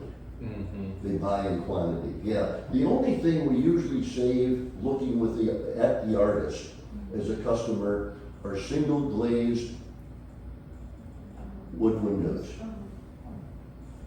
which you can't use in a conditioned space, but they can be used in art, particularly if they're multi-pane. Like a 3/1 or something like that. That those we save, and that specifically we do for the artists. Yeah. Shiplap we do, of course, and the board and batten. We don't save the battens, but we certainly save the boards. Usually the battens break. But they're all bricks. There's how bricks are to be delivered. Clean. One person, unskilled, can clean and unitize 2 pallets a day. A pallet is roughly 500 brick. A pallet will sell for anywhere from $250 to $350 a pallet. But they're very easy to clean. If the mortar and the brick were laid pre-1940. After 1940, the Portland mortars had too many binders in them. Oh, And really? And you can't break clean the them. brick out the mortar. Oh, wow, really? Yeah. That's a bummer. So anything pre-40 we know, maybe post, but unless it's just laid in, like it's a walk and it's laid in sand, certainly we'll take those. But from a construction, like a fireplace or the facing on a building or even a building itself. Yeah. So walls, how the heck do we take down the walls? Well, how did we build them? We built them on the ground and we stood them up. We used to, in the early days, we take each one apart, we separately take the top plate off, take out, now cut the wall 10 or 12 feet, drop the wall, knock the header off, knock the footer, the bottom plate off, or the top plate I should say, and you've got already all the studs nail free. If you've removed the drywall nails while it was still up. You don't want to remove the drywall nails on the ground. You can stand on it and bend over until you take it off while it's standing up. And we don't use yes, we've had contractors use the sawzall on them. That just ruined them. It was okay for non-vintage lumber. Vintage lumber is probably going to go through a planer. Oh, yeah. And the guy's going to lose a couple of knives before he throws the whole thing out. So yeah, we require everything to be unitized. A flatbed is 96 inches wide, and we ask for lumber to be unitized 48 inches, so 2 of them. And they're on bolsters, so we can get a forklift in on them. And so we sort by length, and then we sort by dimension. We allow 2 foot over or 2 foot deviation in a unit. So 8s and 10s can go together. 8s and 11s or 12s cannot. And the long ones are on the bottom. And the reason the long ones are on the bottom is not only is it more stability, but we have customers who buy a whole unit. And if you got short ones underneath, and you know, it's hard to count them and make a deal on how many board feet are really in that unit. And then we make sure one end of it is square. So here we have, oh, we got a squirrel out here that wants to be fed. Huh, only who was chirping at the door. Banding lumber, steel bands, gotta be steel, it's gotta be 3/4, no plastic. DOT, Department for Transportation will not allow plastic on the road. So we got a 3/4 inch steel. There he is, putting it together. Loading a flatbed, so here we go. Here's a flatbed being loaded. And there's a full load. And there's a full load. All the way to the top. If that chimney looks like it's curved, you are absolutely correct. The chimney was staying. The reason is in the Bay Area, fireplaces are grandfathered. You cannot build a new fireplace. Oh, wow.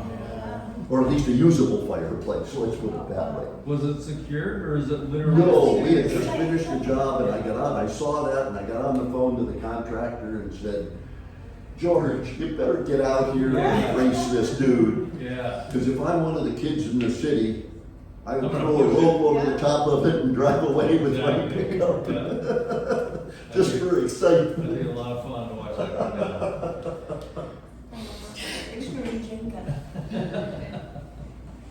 So, a little bit of historic preservation. One of the well-known fellows of the AIA, Carl, I should give him credit. Remember, the least expensive building may be the one that's already built. There was a study done by Robert Young, not the actor, but the architectural professor at the University of Utah, wrote a book whose name escapes me, but if you want to know more about it, email me, and it's in my library, about salvaging building material.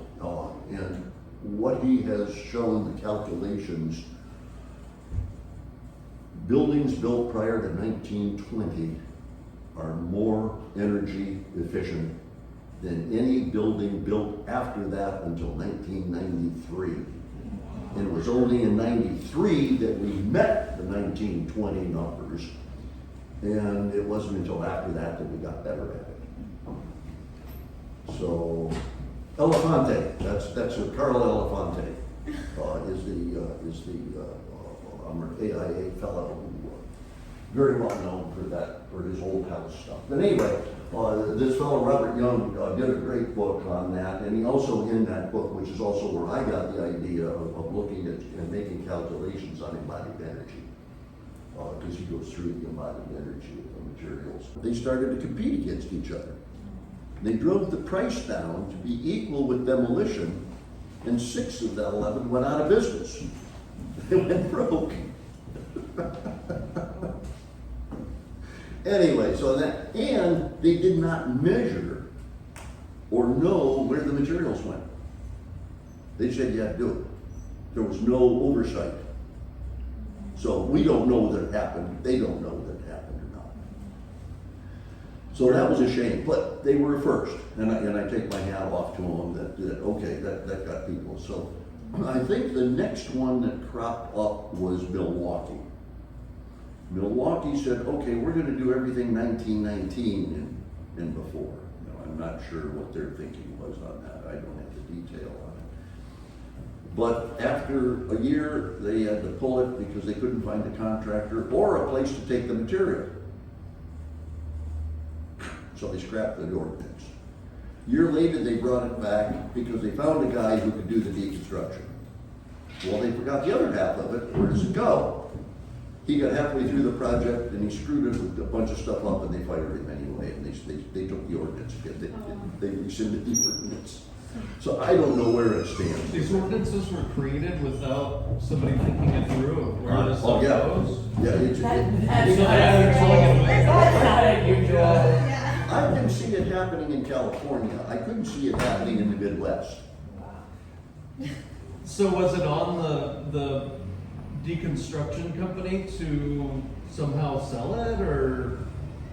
Yeah, no, okay. Well, I think this is a good conversation because this Yeah. brings up a good point, which is, I mean, of course, when you're an innovator like that, you're going to make mistakes. But Sure. when you bring an ordinance to the community and it fails, you have a harder time going back. Oh, Because you what bet. the community sees is they're like, why would we support this? It was a big Yeah. failure. So where we're going to be a great partner, me with you guys, is if, I think an ordinance would be a great idea, even maybe just a little one. But putting together the most effective ordinance that's going to really do good, Like a whole start where we to- can start to leverage the finish. city to actually help you guys do the things we want to do. Yeah. And I think we have all of the points, and we just have to kind of figure out what we would want to kind of put forward. Yeah. Yeah. Well, and it's also for the greater good. That didn't give the deconstruction industry a very good name. Exactly, right? You want to do it well. Other so cities that have we said, look oh, well, good. sure, they couldn't do it, shit, oh, we can't. Yeah, we're not gonna bother. Exactly. It's more effort. Yeah. You know what I mean? Yeah. Yeah. Oh, look, it was a failure. Yeah. But really, you have to work out the kinks. So I do admire that because, it is going to be hard when you're the first. Yeah, and then, we stepped in, we being Northern California stepped in, well, the state, of course, has done diversion mandates. They haven't said deconstruction, but they've done diversion mandates, and they've gotten tougher since 1990, is when they first started.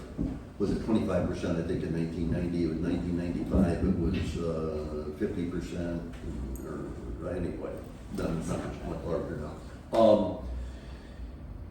The city of Palo Alto, much smaller than you folks. Your folks have got a population of 150,000. About 90. in the city. Oh, okay.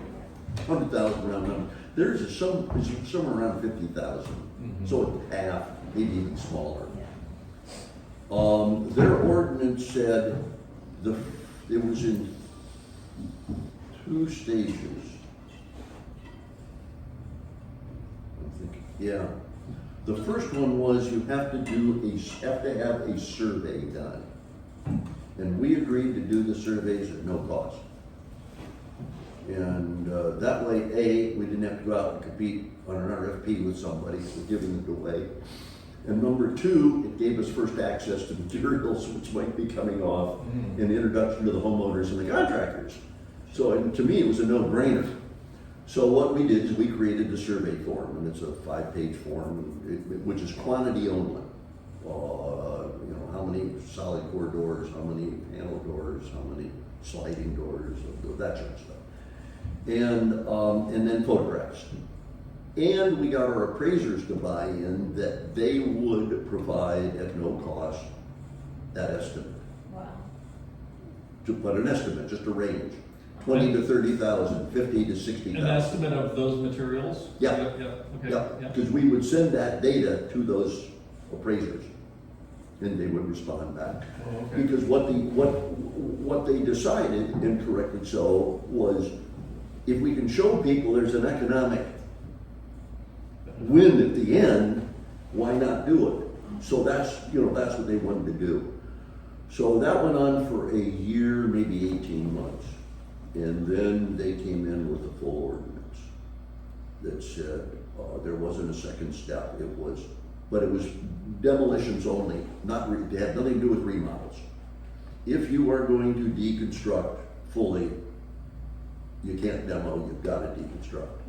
Now, I had heard that was challenging because when you do a full ordinance like that, what was happening is there's stuff that wasn't really worth deconstructing, and then now people are being made to deconstruct.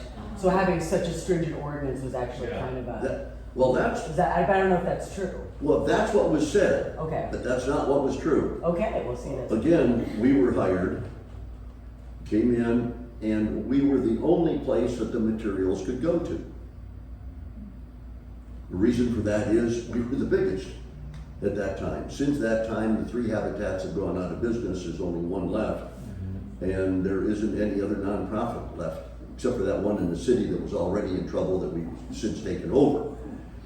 So that way we could track it. We had an inventory.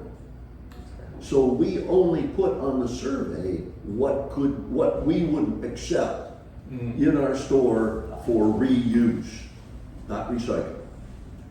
And but that argument came up, and it just wasn't true. Interesting, so it didn't actually end up working out. No, not at all. What did happen was, and this is up to the city, that contractors were now taking their deconstructed materials to other people.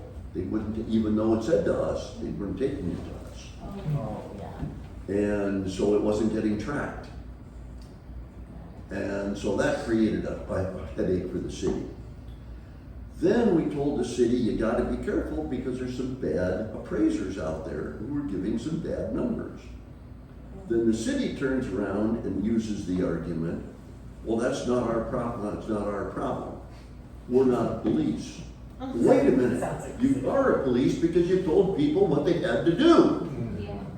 So we got into a little fight ourselves with the city and what they weren't willing to do to support this ordinance. But anyway, it's now pretty much been worked out. Yeah, there's a couple of bad characters up there and so forth. But there's about, at the beginning of the process, they had 100 buildings a year that were coming down, 10% of which were commercial or government owned. All the rest were residential, single family. Did that include East Palo Alto? No, Okay. that's separate corporation. Yeah, okay. Yeah, that's the slum. Yeah, so we're not so nice. Yeah, it really isn't. Yeah, I know it is. Yeah. You don't want that. 10 years ago, you wouldn't walk there.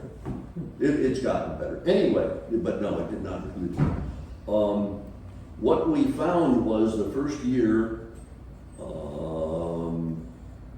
that we only did 60 of the surveys, not Of the 100, 100. which told me people are, what the hell's going on, and there's not laying back.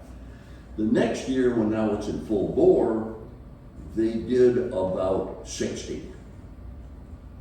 And then the next year was about 50, went down. But more remodels were coming up. So they forced it into the remodel. They said, oh, well, hell, we're not gonna spend this kind of money and do this kind of work, we're just gonna remodel. We're not gonna fully deconstruct. Now it's coming back around, we're probably gonna run around 70 or 80 probably this year. But it's been interesting to watch the fluxes that they have gone through because of how people perceive it. But the first year it really dropped because people just didn't know or didn't understand. And do you track need as opposed to supply? Say again? Do you track need compared to supply? Like, is there some? Oh, yeah, sure. It's what people are asking for. You bet, which is also why we don't take certain things. There's something in here I mentioned, something. Yeah, like tile, yeah. It's kind of an informal tracking what's selling more than there's a project that's going to be happening that's gonna need these things and we're gonna find them from these sources or? No, How does that work? we know in general, we have about 15 categories, we're like Home Depot. We've got about 15 categories of building material. So I can tell you at any given month or any given year what the value was, how much we sold of each. The issue comes in, well, okay, we've got this Craftsman door, 2 side lights, versus a solid core slab door. So the variability of the type of material within that category is pretty big. But the interesting thing is the numbers change. And the reason the numbers change is because it depends on our inventory. We can only sell what we get. We would like to get a lot of other stuff, but we're not getting it. We'd like to get more lumber, but we're not getting it. So then how do we get access to your inventory? Do you, something that you provide to builders? No, because we do not have an inventory that's that sophisticated. I don't have it broken down into 2x4x8s, Got it. 2x4x10s, you know. I don't have it even classified. Well, I do have it classified by species. 99% is redwood. Yeah. I tell everybody, we have 3 species of lumber out here: redwood, Doug fir, and Doug fir. Yes, yeah. Is there a situation where if I knew I needed X amount of materials in 3 years, that you would like collect it? We would not. We would highly recommend you buying a container. And containers have a good resale value and store it, yeah. Yeah, we do not have the store. We've thought of that. We just don't have the storage room. Yeah. How are you promoting yourself to builders and? We have an outside salesperson who also does the audits or the surveys, and he also does the inventory. But he calls on, he's driving down the road to do an inventory and he sees Joe Barnes Builder. Yeah. Gee, I don't know who he is. He stops in and, Okay. yeah. But yeah, so it's, our business from a sales standpoint, our business as far as the outreach is concerned, is face to face. Yeah. Got it. Go. I forgot it now, go ahead, it'll come back to me. Me. In terms of, like, I keep thinking like, okay, it's not completely widespread or adopted. And your typical user, the buyer, purchaser at the moment is a DIYer. And you know, I'm thinking, you know, in what we do, it's that bridge to the sort of the GC and the contractor where you start becoming more widespread, I think, is that right? Is there a way of getting there? Well, again, we personally call on the GCs and the architects. They're on our list. Yeah. We give lunch and learns at the architects' offices, you know, for the half an hour, 45 minutes, whatever it is. The GCs, again, I say, we look for their signage, because we've got a guy every day of the week, except Saturday and Sunday, he's out there doing inventories and surveys. So the contractors are learning, hey, this is a selling tool that they're using. I'm building the new house. Look, let's not demolish it. Let's deconstruct it. And here's this. Hey, we're doing something green, and we are green, and you know, why don't you do this? Besides which, there's a win at the end from the tax benefit. Yeah. So they are definitely selling. Do you know Ellen Strickland?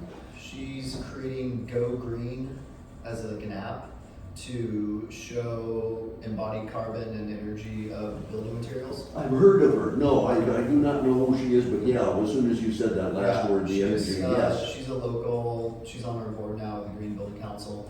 But I imagine there could be a reuse section where she's showing the negative carbon footprint of deconstructed materials versus you know, a new material. Yeah, yeah. So I think there's a lot of interest, Well, especially with younger people, in Yeah. that kind of data. I I'm really feeling like people are wanting that information. I think you also had made the earlier point, I think you were the one about the carbon credits.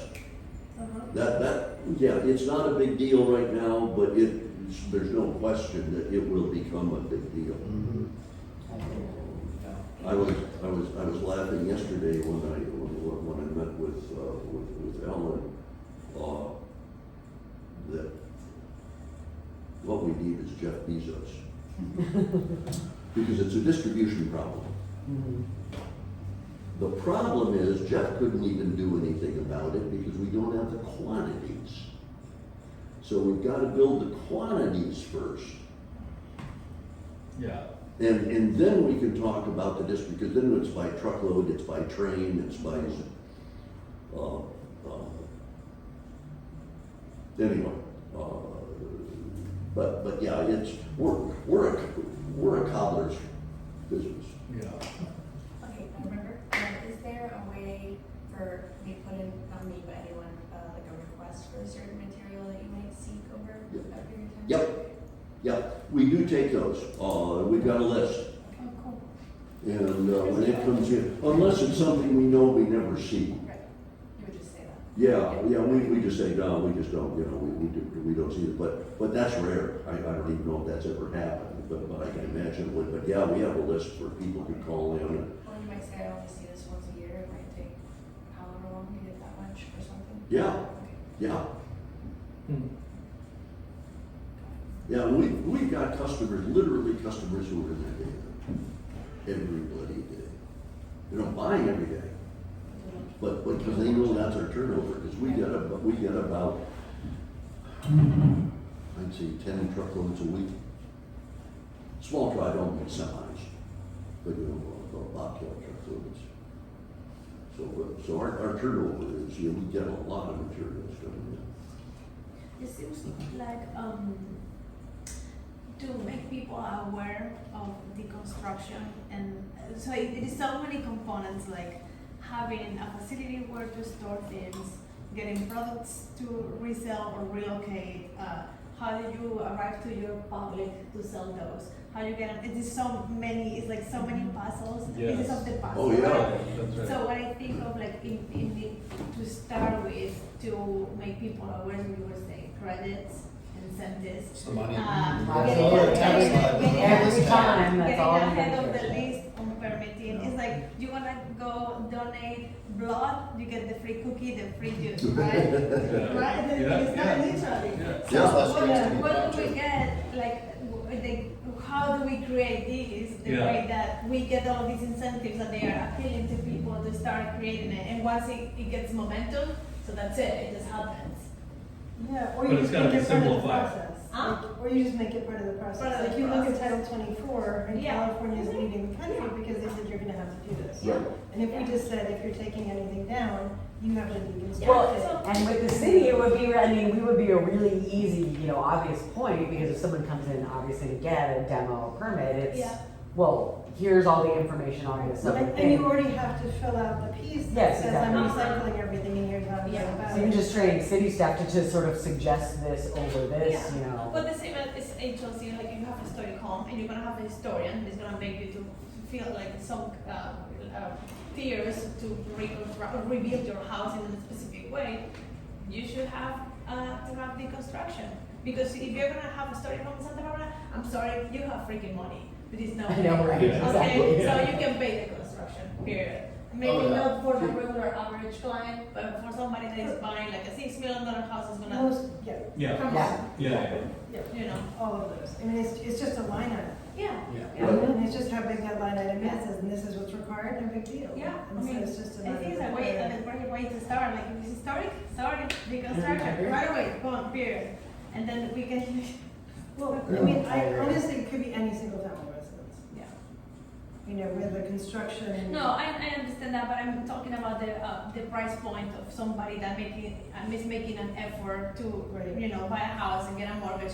Because think about this, if I'm coming to Santa Barbara from another city and I'm buying a house and I have a family, by the time that I get a permit and I build the house, that length, if I'm paying a mortgage, I have to be living somewhere else. So I have to do 2 payments. So the process is so long and so cost, if we're not talking, you have to go through a CDB. So it just gets like double, right? Right. So I think we should start with something that it could be affordable for people that can Yeah, manage. or like there are projects that you always have a cost estimate on a project, right? It could be projects over X amount, they just automatically trigger deconstruction, it's such a small fraction of the overall budget anyway. Well, that's how you build sort of like that. Then you're getting into like, you're building the culture in town, which is Exactly. when you have people do the things that are like the no-brainer that everybody supports. Yes, of course, the historical Yeah. ones. Then they start in their brain Yeah, going, yeah. well, why aren't we doing the other ones? Right, yeah.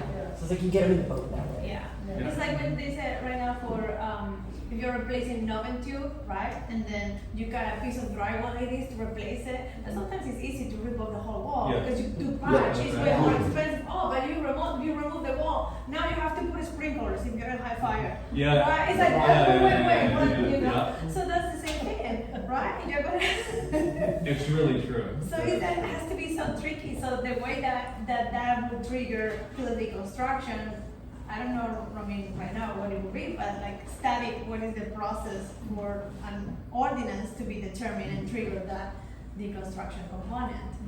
and at the same time, getting a school of deconstruction in town that helps kids to be learning construction and deconstruction, so you have the people here already, right? So now here it goes, now we need the labor, now we have to have a place where do we put the material, who's gonna get that material to be resolved? That will be probably the lasting piece with humanity or hard work. But the ordinance and training people, I think that's an easy start. The trad art, for sure. Yeah, I mean, in green building. I have been also- talking to Leslie yeah. and trying to Yeah. do that more so. I don't know, like how you can get credits if you host an architecture license, if you're gonna do deconstruction, do you got any points on your favor? I don't know how, like, you know, if you do a green building, right, and you get some credits in your license or anything, I don't know that. There's some for lead. Is there any for Title 24? I don't know if there is. I don't know. I don't know, Yeah. but that would be a good point, so you wanna get points for your certification or your, That would be a That'd be good. a That would be great one, huge. yeah, I that's a mean, good that's what one. I was just thinking, if it gave you Yeah. credit toward that, then it means other things could be less expensive.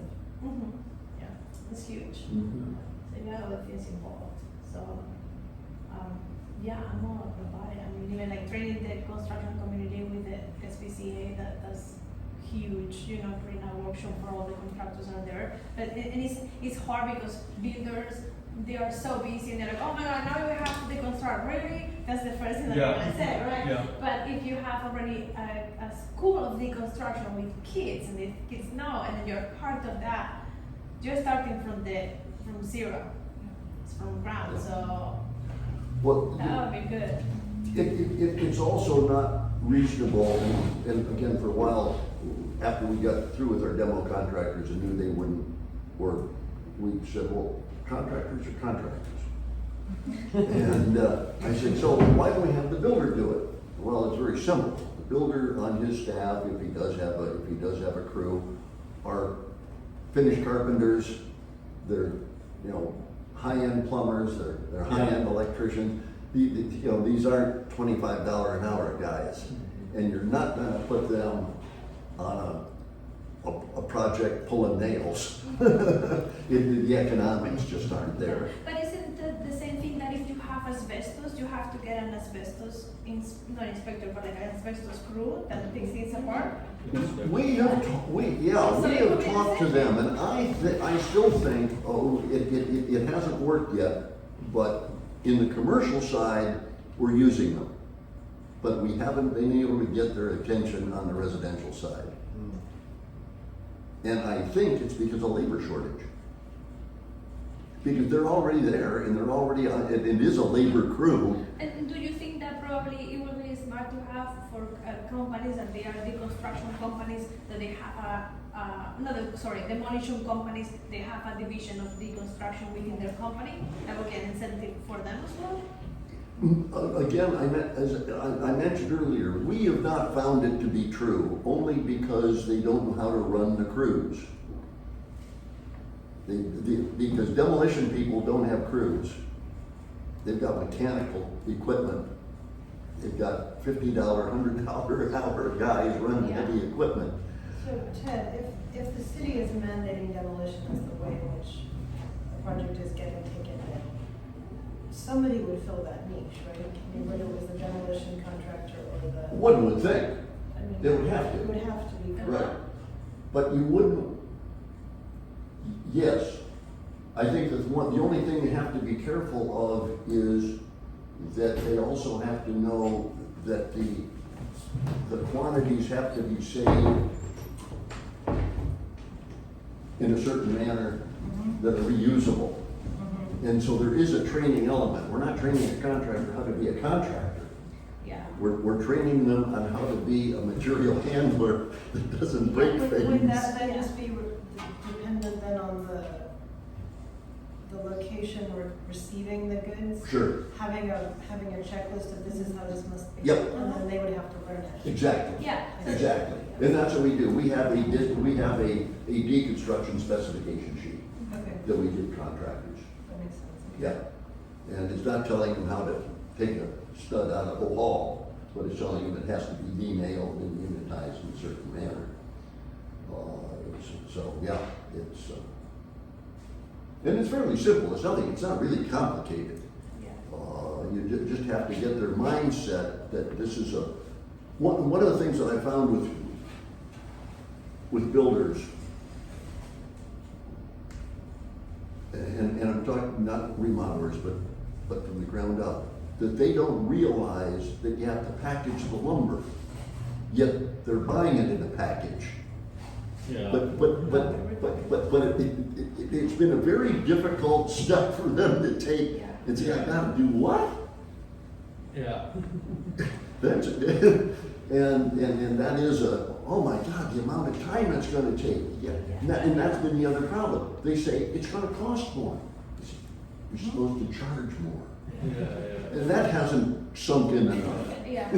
I think probably because the demo side is obviously such a messy and convoluted and Exactly. it's an explosion. I think you're it's right, an Mike. explosion. Yeah. So for them to then have the mindset of going from explosion to doing something in a tidy, restricted way is a little more much for those guys, you know? Yeah. Isn't it right when you build, you're looking forward to the outcome of what you are building, and when you are deconstructing, probably you just don't think about, Yeah. you know, the Yeah. disposing, you know. It's a psychology. Yeah. It's psychology. Yeah. Yeah. Well, that's why, and when we're training contractors, the first thing we do is invite them over to our facility. Just so they see how Yeah. the materials are coming in and how. And we how you handle must have them in order for you to them. Yeah, Sellable. redistribute them. Yeah. yeah. And that's really where the light bulb. Yeah. Yeah. But then that has to be trickled down and communicated to the people. Well, who are yeah, doing it. right, Yeah. yep. Well, plus I heard there's an issue because with demo, and correct me if I'm wrong, with demo, you're just throwing it all in a dumpster, so of course they're gonna cherry pick the great stuff off of it. So you're then having to say, you can't steal any of this stuff Yeah. anymore Uh-huh. because we're Because you have to deconstructing it in order inventory. to sell it, you know, so now you don't just get to take it and sell it yourself. Yeah, yeah, very much. Humans. Yeah. Well, so any profit they were Those damn making, humans. any profit they were Mess up everything. making on the side, you're sort of taking away from them, so there's sort of that added. In terms of the chain of custody, do you then have something like the assessor provides a checklist of the items that need to be delivered to the Yeah, reseller? that's our inventory. We go in and we put those inventory labels on, which have got a specific number on that project. He also writes it down in either his electronic notebook or on a sheet of paper, and then translates it later into a spreadsheet. So then whoever's doing the demolition has that Yep. checklist of here are all the things we need to send. Yep, from and this. it's got a label, and the items have a label on it. If they don't have a label on it, we're not saving it. Yeah. Yep. Now, labels have a habit of coming off occasionally, especially in the kitchen where things are greasy. They don't stick very well, Yeah. but we do have that list. Mhm. Yep. Interesting.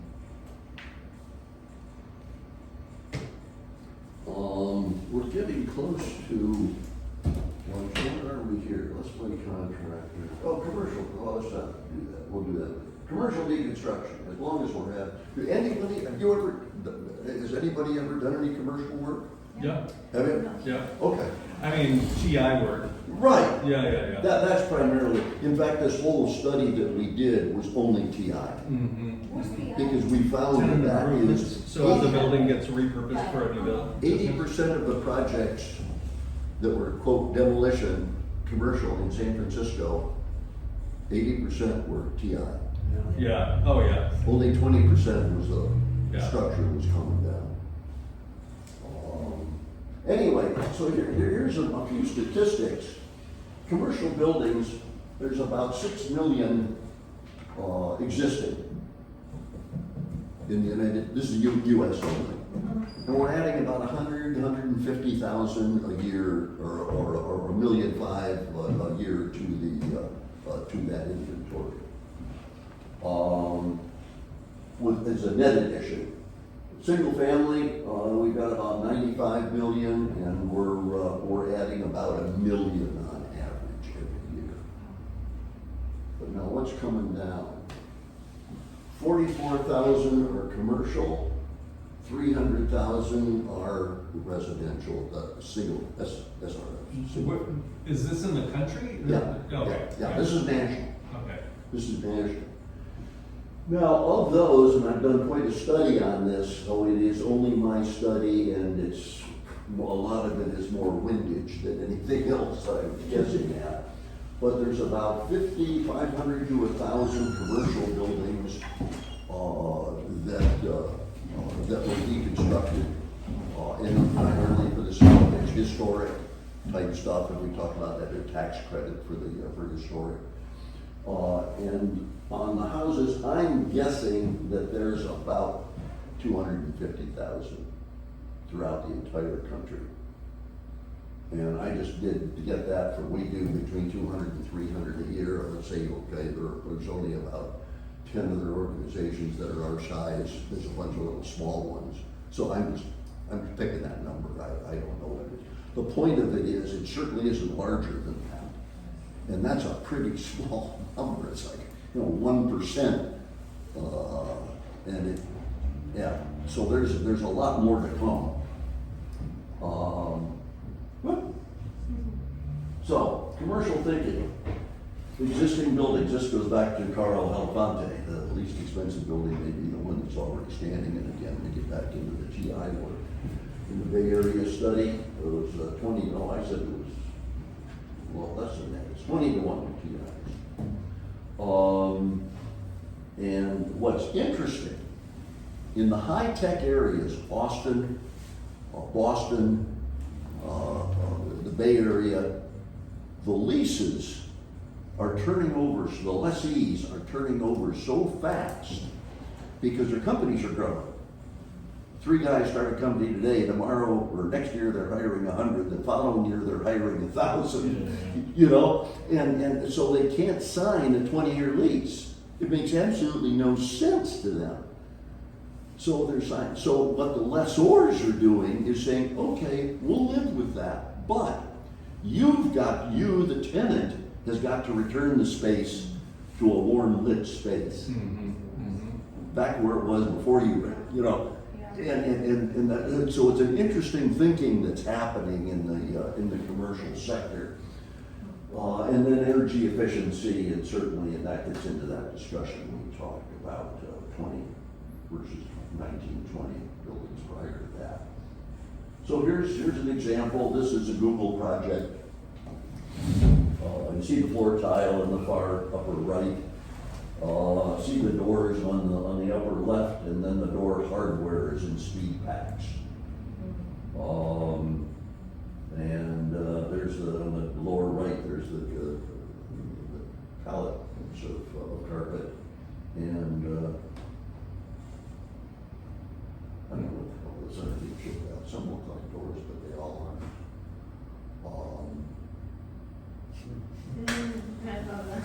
Then we get to moving. We have entered the moving business about 5-6 years ago by a person in Austin who has found, because of the growth in Austin, the center core city is changing. I don't know how many have been in Austin recently, but it is a vertical city. It's no longer the nice little Mexican hacienda town. It is a vertical city, so they're moving these small 800 to 1,200 square foot houses out to the county. And our gal down there has stumbled onto this and said, okay, donate your house. So we are receiving houses that are the whole house being donated. And that changes the economics completely. Because now we're talking about including the value of the labor to build the damn thing. So the issue, and the issue with Austin is, they're in the hill country, but in that hilly. The moving of houses is, pretty easy. We can't do it in the Bay Area. We just got too much heavy infrastructure in the hills and the trees. And the same would be true here in town. We're trying to move, this house, for instance, off this site would be just. But in certain locales, in certain areas, there is You know, there is a market. So they just sell the land and then donate No, it's just a house. Yeah, so the way the deal works is the owner donates the house to us, but only once it's jacked up. They can't donate the house to us sitting there because it's not personal property. Because on the land. The minute it's separated, it's now personal It's an property. item. Hmm. Now, the problem with that is, we don't want the damn house unless we've got a buyer. Because I don't want them to take this up. Where do you put it? You have land space. Yeah, what am I gonna do with it? Yeah, yeah. So our people who are doing this, Kathy's her name down in Austin, she has to find the buyer, and she advertises, you know, looking for a house, call me. And so she gets the buyer, and they get the deal on the price, okay, we've agreed to that, and the buyer has to pay for the moving. And Kathy's got a couple of moving companies that she deals with down there, and they do the price and so forth. So the minute those two get together, then we say, okay, go, jack the house up. The minute it's jacked up, we make the transfer to us, and we also receive the deposit check from the owner. Or from the That's buyer. weird. I'm trying to think that through. Like, then are there closing costs and all? Like, oh, it's Nothing. an item. It's an item. It's crazy. You're just buying a bunch of boards, not one. That are prefabricated. Huh? It's just prefabricated. Is it? Yeah. Is it cost? I mean, there must be some kind of cost savings in all that. It's tremendous. She's selling her houses down there. Again, these are little, pretty old box houses. Yeah, You know, she's selling them for $5-10 grand, 15 grand. Wow. It's on both. The moving is It's cheaper than 50,000. that Amazon house you can buy. Still Because I has love those little okay. Spanish We- 20s houses. You know, yeah. This is So- crazy. Our new guy in Missouri, actually lives in Kansas, but he covers Missouri too, just did, his first one was a house. His first project was a house. It was built in 1992 or 93, 2,600 square feet. The garage was severed and left on left there. That included the garage. That was left on the project. It didn't include that. They moved the house. They still had to cut the house up a little bit. And we sold that. That house was sold for $25,000, I think it was, 26,000. Meanwhile, 5 million in Santa Barbara. So there are markets. Yeah. My house is 780 square feet in this birthday. Can you find it? Anyway, Oh my god. certainly from an environmental standpoint, think of all the materials that are being salvaged, being saved. You know, it's Really cool. next, the new owner gets more, for their money, for sure. The tax benefits are substantially better than deconstruction because it's not pieces anymore. It's all the pieces plus the labor. and the moving process is quicker than deconstruction. So there's still a tax benefit? Sorry, is still a tax benefit even though there's a transaction happening? Yep, So, it's They're donated. donating to They're them. donated to us, and we. Okay, gotcha. Oh, That's okay. it. It's a 24-hour switch. okay, so how does that get permitted? I'm serious, because you have a foundation, you're gonna have to have a new foundation. Yeah. It's a prefab, like this brick thing, we're looking at, Title 24 is not gonna be non-existent, right? So you have a new foundation, you're putting, how does that work? Crazy scene. So you probably get the whole plans of the house, I guess you permit these plans with a new foundation, and then when you get inspections, you will have to inspect the reinstallation of every component. But can right? Like- Yeah, it has to be that way, because you're probably gonna touch the plumbing and you have to get the inspector, and then you have to But have it's- plans with a new But concrete it's foundation. existing non-conforming in a sense, but not. No, it's not, Like because it will be a brand new item. It's no by longer purpose. occupied habitable space, because it's just an item. It's really complicated. We're talking about Texas here. I understand.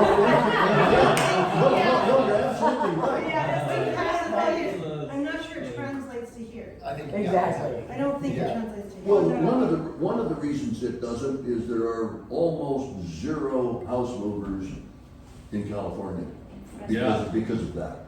Yeah.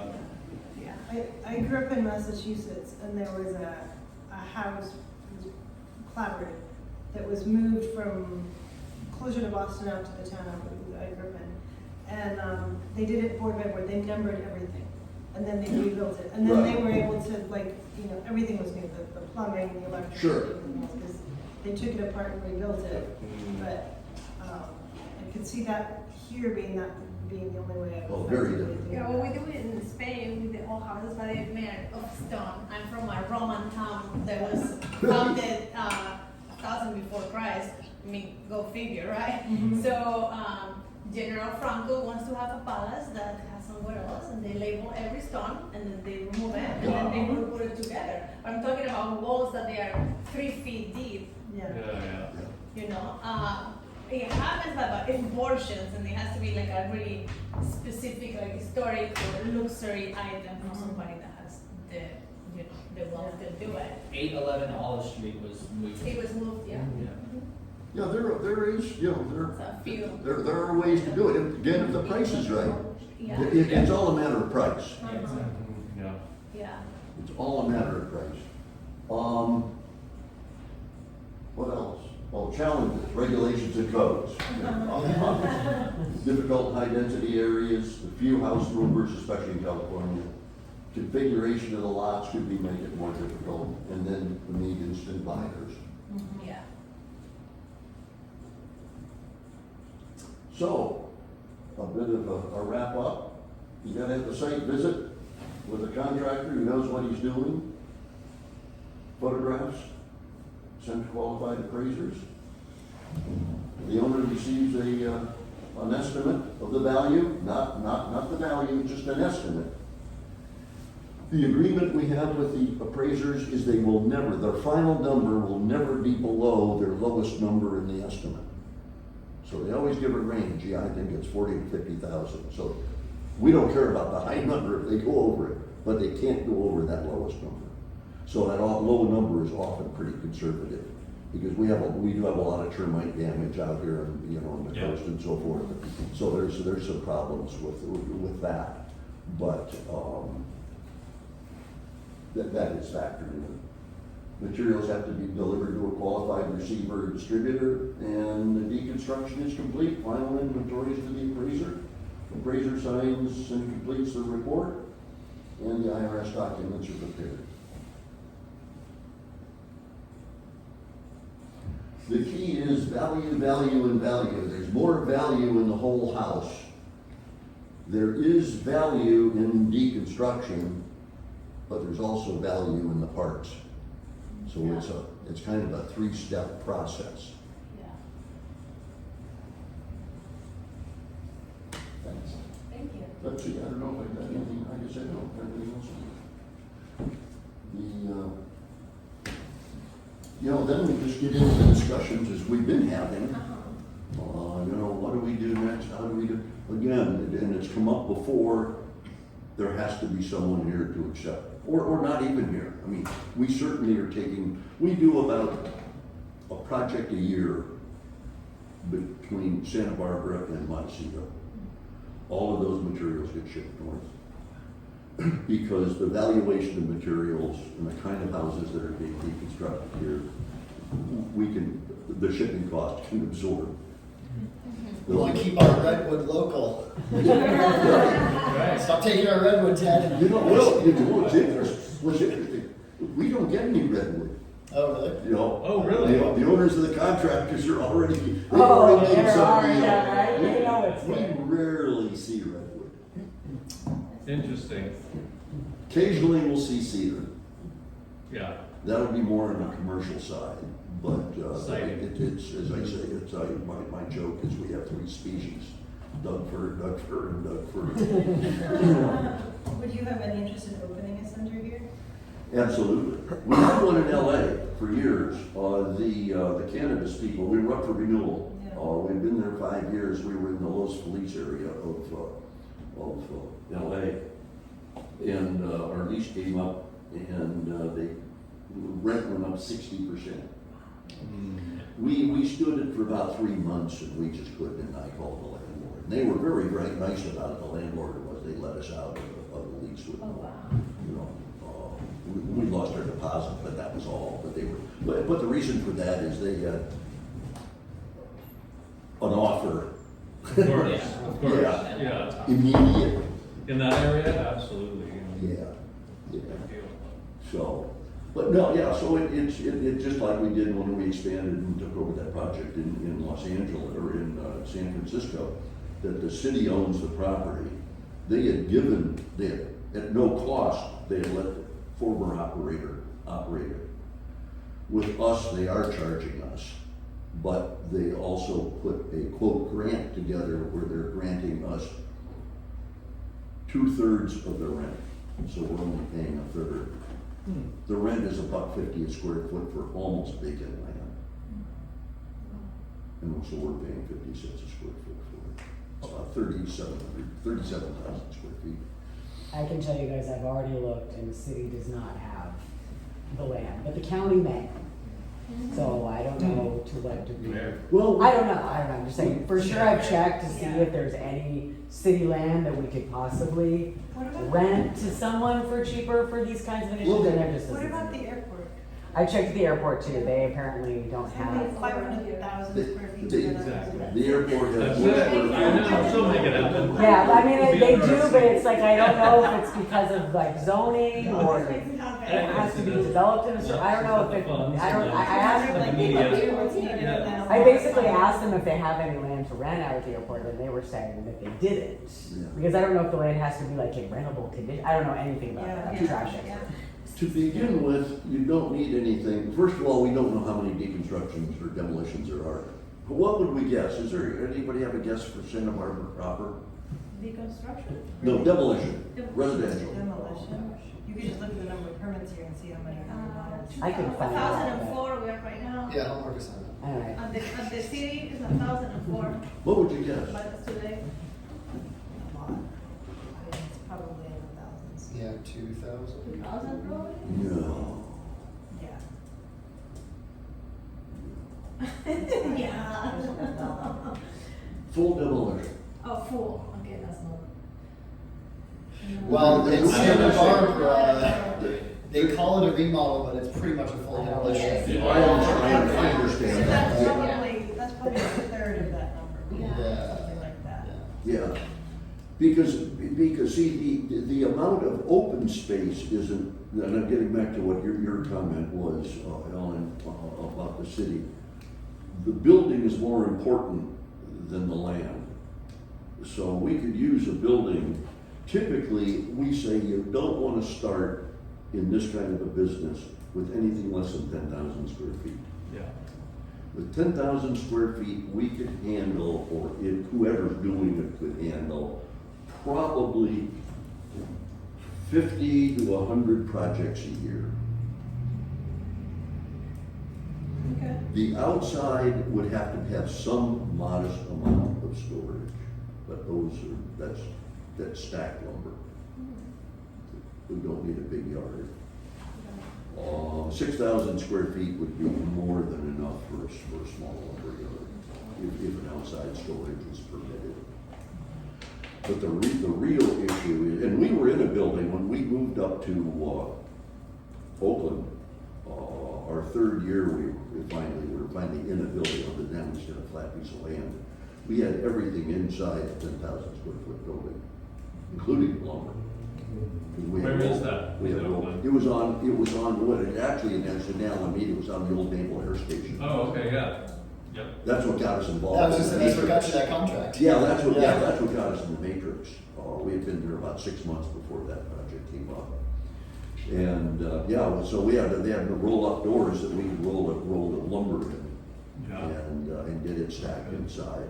But you're saying 10,000 covered, 6,000 uncovered is ideal, Yeah, that would be ideal, yeah. but you've done it in 10. Yeah, one could get by with that. I mean, there's the Cumber Plaza, right, with all of the abandoned parts of the mall. I mean, yeah, but that's privately owned, I mean, we're just talking about the city leasing something for less I mean, than. interesting. It's already getting blurry over there. Oh, yeah. Yeah, so, I mean, maybe there's opportunities. And it's a good location for something. My friend's family owns the Kimber Plaza. I think it's- What? Are you serious? I know, right? Yeah. They own half the mall. Another family owns the adjacent. Oh, I heard that there were two owners. Yeah. Yeah, My friend owns the Sears half. okay. So I think the issue you're gonna have in the Sears city Act is is, the one I'm thinking would be the most appropriate. Yeah. yeah. I just think that's gonna be a tough sell, just because that kind of, the neighbors are not looking for that kind of business. We would absolutely get No. caught on that, Yeah. so it's just, I think, I mean, the county, like Santa Maria, like. That's what I mean, like, I think the county is a better option. Like, there's tons of, like, There's there's tons way, of some of the space. seniors are way too Yeah, expensive. or even Delita is more possible than Yeah. Salem. Yeah. But I think you wanna go south. A good point about both of those is, remember that it's a distribution point for people who have got money. It's a buying point for people that don't have money. That's what I like. Yes, I Yeah. agree. It's so So the prime. location is Central. retail, and that's for people that ain't got bucks. Yeah. So People that's from not- Montecito do not buy his material. Yeah. You know. So then Ventura. Maybe Bentley's. But at the same time, Santa Maria, I mean, Yeah, North County is way. yeah. No, I agree. Way better than South County. Yep, We said, or even Delita, you know, they have more warehousing spaces, you know, Yep. you may be able to find something. yep. Yeah, because so that is one thing, and that's the one thing wherever we have, with the exception of the Alameda, or the naval station move that we made, all of the others have been almost within the hood. Yeah. First time home buyers, folks that are struggling. Yep, that's our customer base. Yeah. In terms of educational purposes for deconstruction, I feel that a young community that they are trying to learn a construction business, it will be more aware of a green practice than the average contractor on a range of 50, 60 years old, because they are tired of working, and when you tell them deconstruction, what they say is exactly like, no, you want me to put You wanna do no, more screw work? that." You're gonna put more Yeah, effort. so that's not gonna happen, so I think that's why I'm bringing all the time the school of young blood, that they are all green, let's do it, they have a, let's save this list of planet that we have here. So I think it would be great to introduce deconstruction certification to the trade art school. I do have a meeting on Monday with Doug Ford and Skipper Construction, which are the main people at the trade art organization. So I will mention it and see how the response is and see how we can contact them with you. So I think that would be a great I feel like that's start. such a great. Yeah, and Green Building Council wants to do workforce development with Yeah. that, so keep us in the loop. Yeah, Did that we- would be great. Did we discuss strategies on how to we need to bring demand before we even get to the point of having a place? Did we talk about strategies about how to increase demand? Like, one of my first thoughts was architects bidding it out to get Tile 24 credits. Like, who writes the T24 stuff where you can say, if you deconstruct your home, you get X, Y, and Z credits? Because as you said, energy density's there. talked about that. State Yeah. advocacy and stuff, not a lot. but It's yeah. interesting you mentioned that. Yesterday, when I met with Ellen, Dennis Mhm. Allen was there. And he had this idea that the county, as you well know, is being pushed into low-income housing. Yeah. Yeah. And he's saying, okay, let's make a spec that they have to use this material. Yeah. Love it. Love that. Okay. Yeah. Love it. And see if we can get it on the Newsom's desk. Yeah. I doubt if it will, but, I thought it was a hell of an That's a idea. great That's a idea. great idea, yeah. And I think that for your point, Erica, things happen when there is an ordinance in place, like you have to do it, period. There is no other way. It's the same, I don't know if you guys are familiar, but probably not that, with the state street design sharia, let's make it for pedestrians, da, da, da. How many years are we dealing with this? It's just getting old, and it's because nobody comes and says like, we're gonna do it, this is the way, this is the guidelines, only locals, it's happening. Everybody has something to say, everybody's speaking, and nothing gets done. And the way to do it is getting it in place, like written somewhere. Right. If you buy a historic home, deconstruction done. You get credits, architect gets credits. I don't know. Like we can train deconstructor, right? Experts or appraisers within our community. We Yeah. generate wealth there, and we just make your logo, the reuse triangle, and everybody get it done, you know, gets it done. It's just what you were saying, how, Kirk, how do you promote it, right? And how do you generate the demand? So. There is food here. Yeah. I need it. I need it.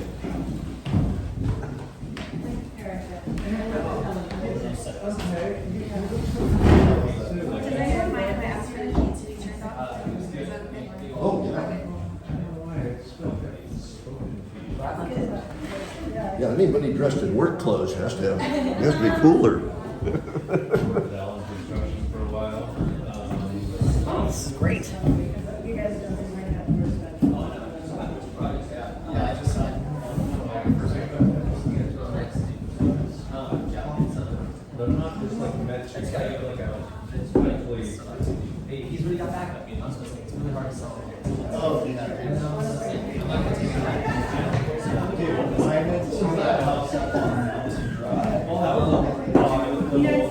It makes sense in context. Okay, this is 208, specialty design. And like, okay, in case micros work, Yeah. right, but like, you just sort of like, how do they, can't get one less than 15 AW. Yeah, it might have been very. Talk to Tesla, they have, they're coming, some of them go how we have to the platform. It's not there yet, so it's so hard to sell something that's like, not Yeah, actually. I know. So it's just Not like, so, I don't know, shit on this last year, because it's just like, I don't know, how do you do it? It's like, you take. oh, it's a challenge, you know.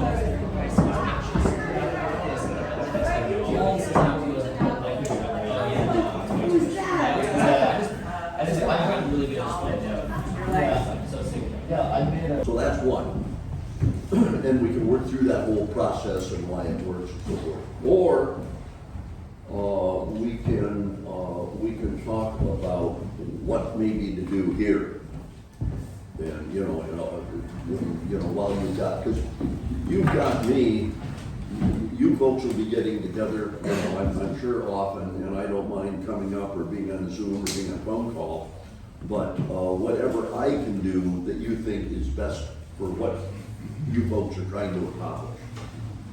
I can do anything, I can do any of that. Well, and on that same note, I've been trying to think of how I can wrap my head around. I mean, I have kind of a good sense for how the government can help move this along, but I'm trying to identify what my starting point is going to be for you guys, or us identifying what the foot in the door would be and how I could best help you. You know what you might do? I don't know whether you know the person or not. Her name is Mabel Young. She's in Palo And that's a good idea. And Talk to her about that. and that's our contact. That's a great idea. She is with, well, their whole group falls under Public Works. It's a small town. And she's also part of the zero waste team there. What is her name? Maybo, M-A-Y-B-O. Y-E-O-N-G. Y-E, I don't, is there an O or an A in there? Okay. Okay, well, I'm sure I can find it. Yeah. Anyway, I've got her phone number and her email if you need it. That's a great idea. Contact her and she can let me know. Yeah, now she's got a boss who is very standoffish.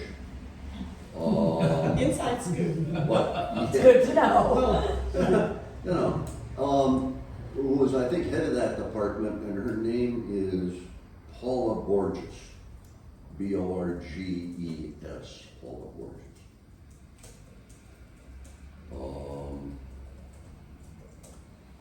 Because you could probably get from them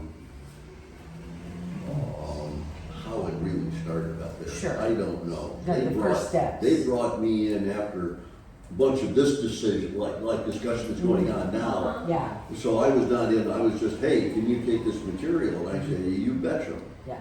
You know, so that was our interest. So anyway, that certainly could be one. Well, that's we tend to share a lot of information jurisdictionally, so that's a good idea. Yeah. And so while we get the agency, right, like portion covered in this case, So if something, how can I phrase that? So if we try to implement some type of deconstruction, I think we should have some infrastructure prepared in the backstage. So when the agency is like, oh, how do we do this? There is some plan in place. I that we agree. can And I think refer we'll to. get a lot more support Yeah. if we can say this is all in place. Exactly. So, said that I will just connect on Monday with Darfur and Erwin from Skipper Construction and see what they think about the trade art organization with these kids to bring deconstruction to them as a new program and see how the ASBCA, the Contractors Association of Santa Barbara, can support that new certification under trade art, so we will have some labor available to the deconstruction. Do you think that would be a good idea? Sure. My only concern with Marburg is Marburg. Well, And I don't know how much Marburg wouldn't, ownership they're going to want to claim. they wouldn't be involved. You don't think so? No, I mean, Marburg is our contractor. I They work understand. for us, Yeah. and they kind of are, one of the reasons why I wanted to be in control of Marburg is I want to make sure that they're doing what they're contracted to do. But ultimately, they're just truck drivers. Right. I mean, Yeah. and we're not, I don't think that, you know, and I think we're gonna be able to tap them to move material for us. And they do run the C&D facility that diverts a lot of the material, but I've been working with them, and I think that they're gonna be a good partner, but I don't think Okay. that Okay. we're gonna have. So Let's go ahead. what can I do? You know, like how can I help this process? Or how can I, Well, we could run a demonstration project. Oh, that would be cool. That'd be cool. You know, one of your next clients, I'm more than willing to come up and, you know, work with you, work with them. Whether it's a remodel or not, it wouldn't matter. Let's get the press And we involved. could document it, I said we should Yeah. document it, Yeah. yeah. Or get some city Pardon me? council Like a folks member of the there. Contractors Association? That's a great idea. not in Santa Barbara now. Okay, you have to, because if you do that demo, we can host somehow the Contractors Association, tackle the demo that you're doing.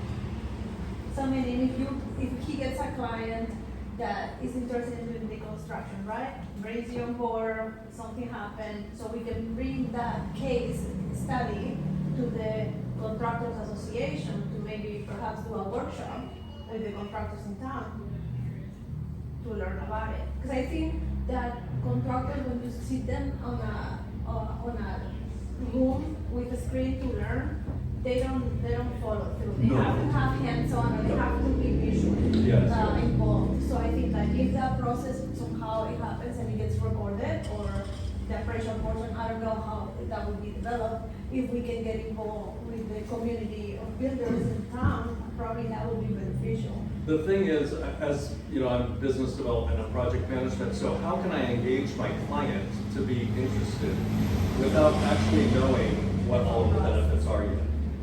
So that's my challenge. I have a thought on that one. I mean, there are clients that are more or less motivated by the environmental issues that. Yes, it would have to be the right client, for And sure. I think any one of those projects that's asking those questions, you know, looking at the numbers that we've seen, Yeah, could easily, I think, be convinced that this, okay, maybe it adds to the schedule, you know. Yeah. But the benefit of, you know, diverting these, you know, materials resources, yeah. that would be far away that, you know, we can address, you know, we can handle it in the schedule. Yeah, I would agree that there's not many, but that definitely there's people out there who could be sort of like leaders, if we say. Oh, yeah. And I think these projects where, you know, it's just a line item, Yeah. those types of projects that can really handle it. And it, I mean, it's just, and at that point, it's a matter of the relationship you have with the client, they're trusting you to say, okay, that sounds good, let's do that, that's Yeah. fine. It's a slightly bigger cost, but I'll have this other, you know, I'll have this offset in my taxes. Yeah. Let's try it. You know, it's, you know, But it's even- funny because I used to work for Allen Construction before I worked for. Oh, did you? Construction. Yeah, and I know Dennis. I just think it would be weird for me to call him, but brainstorm it with him too, because he's such a great guy. He did, he did. Yeah, yeah, But here's the point, and this is true of all contractors. We do not expect, in fact, we prefer you don't sell the proposition. Because you might screw it up. Yeah, well, that would be my fear. I wouldn't want to hurt my own reputation with my client if I'm not doing it right or somehow getting the outcome that I'm promising at the beginning. Once you've got the contract fairly along in the negotiation process, call me. I'll come up and meet with you on that. And I'll bring with me a reconstruction contractor out of LA. That's amazing. And That's really amazing because that the bid will shows come up with the whole package. having you in my back pocket to be able to present as a leader in this area More than happy to would do that. be super cool. Well, in the early days of this process, you could probably also explain like, hey, we're If- piloting this, yeah. you get to be a leader in this If this process, appeals you know. to you, There's Yeah. gonna be some people who are gonna be really excited. And show our about it. website, you certainly give them your website so they can dig their own information out. And, I mean, I don't know about you, but at least on projects of this variety, I've had clients who said, I wish there was some way I could, put this to a good use somewhere. yeah. Yeah. Right? Like, Yeah. there's a desire not to just put it to waste. There's an understanding that this is a resource. Yeah. And so I think there's already a pretty good sized opening Yeah. to take that path. I think No. That's cool. Somehow this needs to be talked about more in our community. You know what I mean? Like it needs to be talked about as opposed as an option. Yeah, I mean, as soon as there's a path. Yeah. The problem with construction, the reason I think that it takes so long for things to come from being invented to actually be found in the marketplace is buildings don't last 5 years, 10 years, they last 100 years. And so the process of learning in the building industry is over 100 years, right? So if this is not a path you've been taking, you have to build it, and it has to be like, this is how it works. You have to know how to articulate every part of that path. And right now, we don't have that. Yeah, you're I right. think you coming down really helps to suggest, it may not be a well-defined path at this moment, but there's this clear path. Right. Yeah. And it has needs to lead to reuse, not just deconstruction. Yeah. And that's the part that I'm finding challenging. I left something for each of you, I'm sorry, I had another contract this morning, I'm Carol Ashley. Yeah, I've had demo to design architectural reuse for 23 years here. And I've outlined a few things that I've done in the past, and I teach it actually at City College. This is my 5th year. So Ted and I go way back, and I just wanted to be sure that you knew that I would be happy to be a resource to Great. everyone here as well. And Carol, if I remember correctly, Ellen and I came by your center maybe 5 or 6 years ago. If I remember correctly, you have a specific type of materials and not others, is that Well, right? first of all, I'm not going to be continuing to be holding it for the rest of this community anymore. I've done that for 23 years, and I am no longer going to be marketing the materials from my warehouse. My whole concept is the last item on this page says construction materials reuse program. I'm working on how we can benefit the entire community instead of having just one warehouse, because, well, Habitat had 10,000 square feet and 14 staff, and the restore. And Demo Design has right now 800 square feet and me. And so I can tell you from experience that it takes partnership to be able to make it work. Yeah. So, yeah. And what is your name? Erica, Last name? Obertelli. I work with Ellen once. Oh, great. I'm sorry I was not here for the morning. I know you have a lot that you can share with me later. I'm sure. So thank you for that. But the reason that the architects play such a vital role in this is that they do incorporate reclaimed material. But not to the quantity that we're moving. That's right.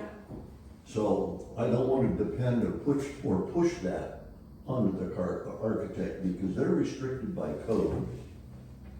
And as much as I would like them to incorporate, they can't incorporate the things. However, the local community, and not necessarily local Santa Barbara, Santa Maria, for instance, like you were talking about, Mike, there is a demand up there for these materials. So it's the individual they're easy to find. Yeah. I am a believer in build it and they will come. Because I've done it 3 times, 4 times. So do you think that the architect role will be better on implementing the deconstruction process within the Right. project? Yep. That's it, to take it apart, so it actually happens, it forces the client to make it happen. The person that is gonna buy the reused material, it will be a different type of client than the person that deconstructs. No, Yep. no, because if they call it out in their design as reclaimed material, and if it complies with the state guidelines as well, or lead construction, then you're going to get more people involved. It would be, I think it will be a smaller percentage because the reclaimed material is so specific, depending on the amount that you need. In terms of what you're saying, that, or if I'm wrong, you probably don't want to depend on storage a large amount for a specific project because it might be gone when you need it. Yeah. Probably 35%, maybe 40% of the materials we sell will not meet code. Yeah, but you're saying an operative word and that's sell, and I'm wondering how we're gonna do that here. Well, you're not gonna do it here. It's gonna be done Somewhere else. just slightly outside of downtown Santa Barbara. So we are not selling, but we are gonna take it. Yeah, but we where are we gonna take it? That's my question. No, it will be, we'll need we're gonna need a base somewhere. Right now though, don't worry about that. Right now, because the flow cannot support Yeah. a warehouse. You need 30 to 40 projects a year to support that 10,000 square foot warehouse that I mentioned, just to break even. Just to break even. And that means full deconstructions. It's not a remodel or just a kitchen. Yeah. It's lumber, doors, windows, cabinetry. And bigger. And you need that at a minimum to support it, and that's not here yet. How many did you just say? 30, minimum of 30. 30 to 40 Full projects. deconstruction projects a year. Whole house projects per year. Well, in the interim, where's that material gonna go when it gets We'll take it north. You're gonna take it? Oh yeah, we're doing it already. We do 1 or 2 projects around this between Summerlin and Montecito and Goleta. We do 1 to 2 projects a year. Not many. Yeah, that's not really so how are we gonna fill that gap? Well, I could do 30 or 40. That's all the calls I'm getting. Yeah, we could do it. I've got the transportation and the facilities already in line. Who are those, just out of curiosity, who are those contractors that are doing the deconstruction projects? If you would send me an email on that, 'cause I can't pick it out of my head. I can't remember the fellow whose name I thought was Larson. I understand. But yeah, I could give you those. And what type of projects are those? They were, all but one of them were full deconstructions. There was one that but it was a huge, like you were talking, a huge remodel. Oh, they were, I think every one of them was in the hills. Yeah, certainly the last 2. Residential. Yeah. Yeah. And I mean, we're even taking materials, which is a lot part of it, we're even taking them out of, about 3 or 4 a year out of Malibu. And we're taking them all. To Oakland. Yeah. Wow. Is there ever a client that wants to donate half of the recovered materials and keep half? I'm sorry, say again? Donate half, keep half? If everything was. Oh, they can, yeah. This happens often. I don't know if there's half and half, but it's, let's say you want to keep something. Keep it on the road. So we make them a deal, and the deal is, look, donate it all to us is step 1, and we'll sell it back to you for 25 cents on our lowest dollar. Because our bottom line at the store is about 25% before it goes to corporate overhead, and my exorbitant salary, and my wine budget, and so forth. Or just keep it off, and we'll set it aside, but give us a storage room or a container to put it in. Yeah. And we won't include it in the donation. So they can do either one. We do that fairly often. They can kind of control the percentage they're donating Yeah. to you. And then you said that the appraisers is only 4 and 2 are in California. And so let's say that you have a project for Ted, then he contacts you, you come and explain it to the client. I'm trying to put the process in my head. And then you get an appraiser to appraise that job, right? And then the client says yes. So what will be the next step? That number. Well, the next step is if he says yes, is for a contract to be written with the deconstruction contractor, either directly to the homeowner or through money. I was gonna say, so would I be writing that contract with you? It's up to you, not the deconstruction one, no. You would be writing the deconstruction contract, be a subcontract to you with this other guy I'll bring up. Yeah. So that's a subcontractor that you will hire. But really the best way to start this whole process is from the architectural point, where the architect is actually speccing this as a not only viable, but smart. Yeah. Right. Well, and then once you guys do that, we could, I mean, like a 10-minute thing we could do is print a flyer at the permit counter, and then when anybody comes in, before we even did anything, we just say, hey, have you thought about doing deconstruction over demolition? You can call these people, they can do it for you. Yeah. I mean, that's even before an ordinance or anything, we could just start supporting it with information at the permit counter. And so sometimes I come in as a contractor, not as, although we do have architectural services at Clear, sometimes I'm coming in just as a contractor. We're taking it from an architect. If that architect has not proposed it, is that a point that I can, I mean, is that a You bet. reasonable point I could? Yeah, because it's the same as you are the builder, right? So you are saying, I expect this HVAC subcontractor for the project, so it's like you are adding one extra step that probably they think that they don't need. It's like adding air conditioning when it's not being expected. You know? So I think that we could do that. Also, Erica, do you think that it would be viable within a permit? I'm just trying to pull all the puzzle pieces. How do you think we can expect, from the design point of view, a sheet of deconstruction on the project? I think it's always similar to the green building standards, right? That you have this prepackaged Package, sheets yeah. that the state provides. For the city. So, do you think that we can create like a template, like I'm just thinking to make a dummy. See how it works, right? So if with Ted's information from his packet that has all of these points that it says only this appraiser can do it. These are the phone numbers. You listen. The construction has to hold this certificate.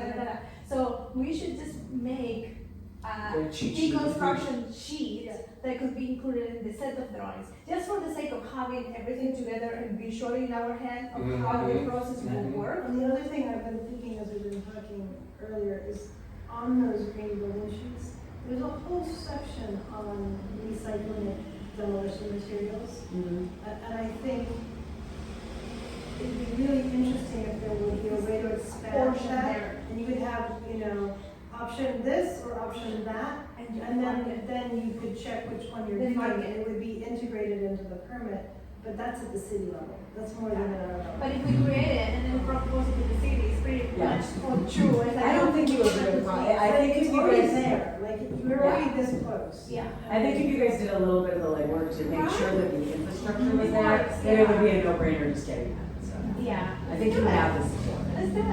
I want to do it.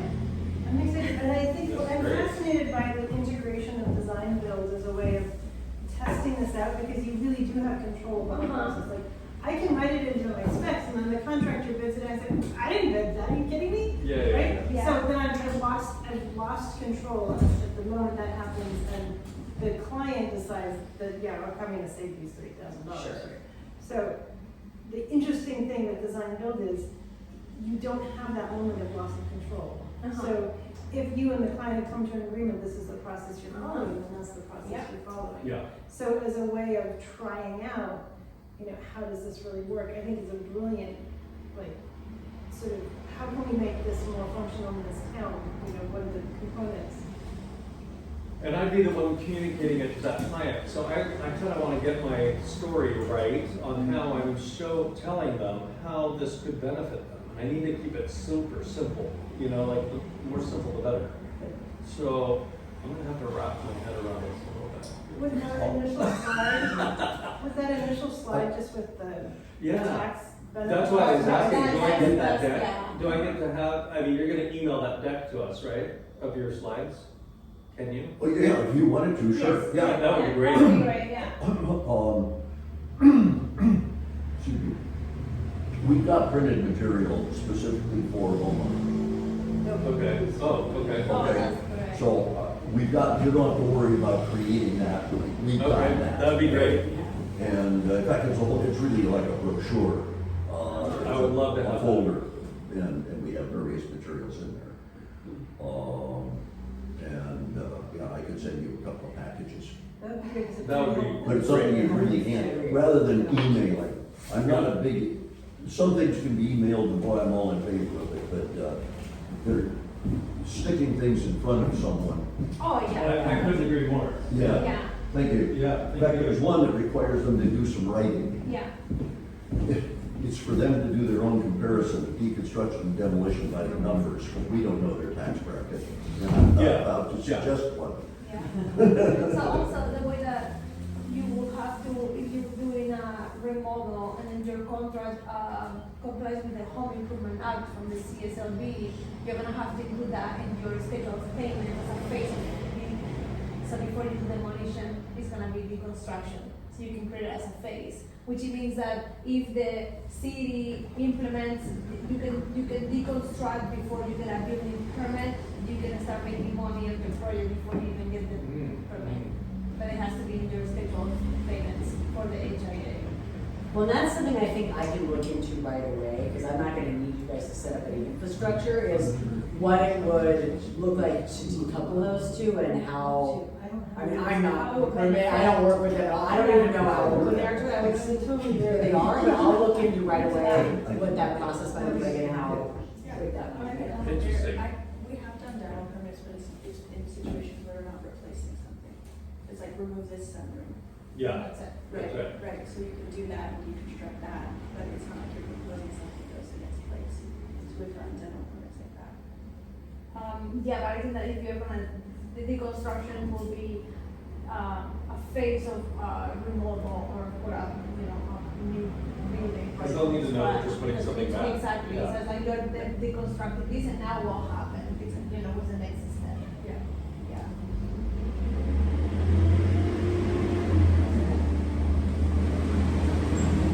I'm gonna be going with you, I'm gonna be brainstorming this. Yeah, I like it, yes, please do, yeah. And I'm looking forward to getting that package so that I can see what that looks like and start, like solidifying it in my brain so that I can speak it in an articulate and simple But way. again, I want you guys to think as you're building this, like where your entry point is gonna be for the city. 'Cause Okay. it's gonna be, probably gonna be slow baby steps, but is it, you know what, we want you to fast track the permit first. That's gonna be the thing that's gonna help us. So Oh my while God, you're building this, that's would be That's Well, what I yeah. said. Yeah. so I mean, is that really the thing I should be looking at Yeah, first? if Like, you hands want down? to do shit, Ooh, that's a Can that great ask- point. Can that That's a actually great be done? point. I don't know, that's what I'm wondering what I I'm should be skeptical, but if I'm you wondering- could fast track permits by giving people like, Yes. if I do this, I can fast track my permit, oh my Yes. God.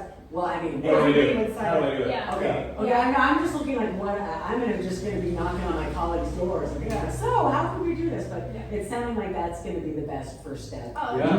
Okay. because that's a no-brainer. Okay. Everybody wants the permit yesterday. So if you can just put me, when you say like your sheet and say like, are you doing deconstruction NA or yes? And you say yes automatically. And So they get a you have benefit. A checklist. So and- building in a But I benefit. mean, You can But that- install until now, permits. that benefit, like Safe Street apparently had a benefit, but it was an apparent, not actual benefit. Sure. And so, Yeah. I mean, I think, So it would be a super important thing for me to know, because as I'm selling projects, I'm always doing, like we were just talking about, a feasibility Right, study just like- right at the very beginning, like, okay, this is your wish list, this is, like, they're always asking me, what's my durations? Sure. Well, so I usually estimate approximately how long I think it's gonna go through the county or city, depending upon MBAR or whatever. We can say, but if you deconstruct. But if I deconstruct, you you can may be able to fast cut track. this down to this, you know what I mean? But, so I'll need to know that, and I'll also need to know that that's true and That's correct. happening. Correct, Well, yeah. Joe, you know And exactly not how long that's closed in the gonna back take. end because, Because you have to. because I plan wasn't the able, even You though don't we wanna went through that overpromise. loop, Yeah. Yeah. it didn't actually benefit You don't them. wanna Sure. overpromise, yeah. What is the delay, what is the time period? Approximately. Forever. Well, it technically for the county says. This is you- the ground up. For Brand new remodel, For brand new construction. Yeah. you put We're a permit taking- through. Well, an existing building taken down to build a new one. Oh, Oh my how long gosh. it takes? From the moment that you put the permit, the Yep. plans into the agents? Yep. On the planning end or on the building end? To 2 start years. building, The to start whole construction. process. Oh, to What- start the construction, probably, I would say 9 to 10 months? I was gonna say 8 to 10. Yeah, Yeah. yeah, and to finish, 1.5 to 2 years.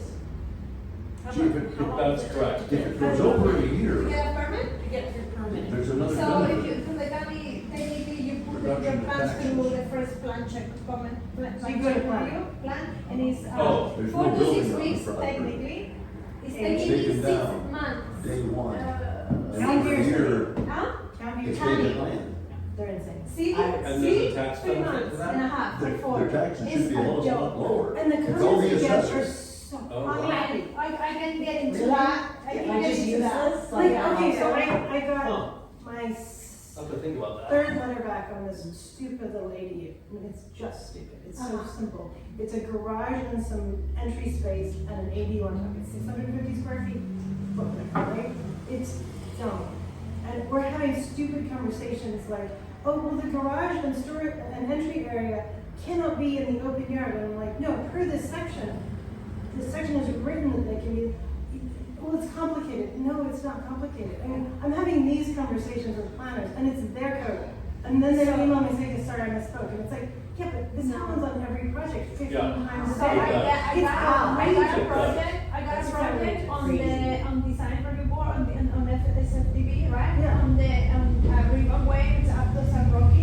And the house, this is the house, and the line of design review board passes through the middle of the house. So I get a. Half of the house needs to be Yes, and then they said like, your project will get approved if you paint, if you repaint your windows green foam. It's Yeah. like, you got to be kidding me, because the windows are gonna be black Wait. windows. And they're like, no, you can, you have to go to SFTV if you want it to be black. So what I did, I told the person who did the project, he's a guy from Berkeley, he's 23, first job, he wants to be by the book. So I went to the counter, like, let me explain you, Linda, this is not gonna happen. But I get approved over the counter, but it took me Yeah. 2 days of emails and And finally. go out your And you desk have and to have go bandwidth down for there. that specific project to spend all of that time to make it Yeah. happen. Exactly, that's right. and so how much I'm charging my client now, $1,200 for BS. Because your windows aren't Yeah. green. We do that all day long, every day. I mean, it It's too bad. is. We're not talking about SFTV, which is a different Waste animal. in the planning process is, it's egregious. So to me, I told my husband, like, I'm gonna leave the company, hire somebody that works with you, and I'm gonna apply it to work at the city planning for a full year, and I'm gonna find freaking everything. Yeah. And then I'm gonna fix it, because this is killing me, and this makes, It this is. is so silly. No, I mean, we're talking about hiring planners fresh out of school to literally deal with this nonsense. It's the resources that you have to spend into nothing, and it's money, and this is money to our community. Right. So, And then you have like a young family who's already like stretched thin Yes, to make this thing. that's right. And they need to expand because they have 3 young kids and they're in a 2-bedroom house that's a single story that needs a second Yes. story on it. And you're explaining to the design review board, well, why you're allowed to have second stories in this neighborhood. The neighbors don't have it, so we really need to think about it and can you make it smaller? And it should be shorter. It's like, no, this should just be allowed. Yeah. This is what they are Exactly. entitled to. I mean, and also the public information and the right of your neighbors knowing what you're doing. Oh, I know mean, that. that's crazy. shouldn't be, that's crazy. So one way that we could improve this is if we got more press on the concept. Because the more the public information gets out there, that we are out of compliance, or that we could be better in compliance with the legislation that requires 65% of every construction project to be either recycled or Well, reused. that's tricky though, because by using the Marburg C&D facility, it puts them automatically in compliance with it. But we need to, Yeah. this is the next level. I mean, I agree with that, I just mean that that's something that we Yeah. can't even like. So, no, because they wait, technically- so, higher and better use Yes. is where we need to go. Just backtrack a little. 35 years ago in San Diego, we developed a mandatory recycling ordinance. Mandatory. We got 88% compliance because we ticketed their trash. So you want to have a carrot, but you also have to have a hammer in some regard. But if you have something that is desirable, and you can say, we have a program that if you comply with, you'll be able to be in compliance with the legislation that's with, and you'll be the first in the area. Yeah. Really, higher and better use. Yes, they are recycling what they can, but they're not reusing anything. No, absolutely. I'm just saying in terms of the government and people being in compliance, it's technically they're in compliance. So you seem like that's not really something. It's a golden horseshoe for them. It's an opportunity for them. That's what I'm saying. It's a concept. So if they are in agreement with something that is forward thinking, like deconstruction and reuse. No, I agree. Then you can't that's feel the someone only wanted point. to. That's a benefit. That's a benefit. I mean, also, But it takes thinking about information. people that architects that they sell themselves as I'm a lead contractor, right? I build green. Yeah, but you build green, but you're destroying all of this stuff to the trash. Well, it's like a Tesla story, right? I drive a Tesla and I'm super green, but what it takes to make a Tesla, right? And how do you recycle a Tesla? So hold on. So that is the same thing. So can we put deconstruction as a procedure of a LEED, a green certification? That's at a different level. I mean, that's a different conversation. I mean, I agree with what you're saying because what this is that this 65% what we're saying is that it's like a phone-in effort. Yeah. All right. And so we have to do that. Yes, agree. This is like being so. And that's also so much environmental You stuff. know, you get so But environmental. there is something else to consider, and that is that concrete is not going to be considered part of that equation in the next couple of years. And concrete is one of the best ways that contractors currently can identify that they're diverting to meet the 65%. So we can present that as something that's forward thinking, so that they can be ahead of the game and by being in compliance with something that's going to be happening. And that's a big one. That is a big one. What percentage of a contractor's diversion is concrete? It's a lot. It's 50% on a residential project. Yeah. And that's including asphalt and concrete. So it's recycled, yes, but is there a reuse? Reuse. Higher You just have to level. advertise the benefit of reuse, the embodied energy that's saved, the materials that you're keeping local as much as possible. There's a lot of different ways that we can do that. We can market it, concept. It's a public information campaign. Why should we care? Exactly. It's nice if we are gonna do any type of public campaign or any type of press, it has to be so we cannot be loose ends because it's not gonna work if they're gonna be like, oh, well, what about this? So all the homework has to be It has done. to be shiny and everything has to be polished and perfectly, in place.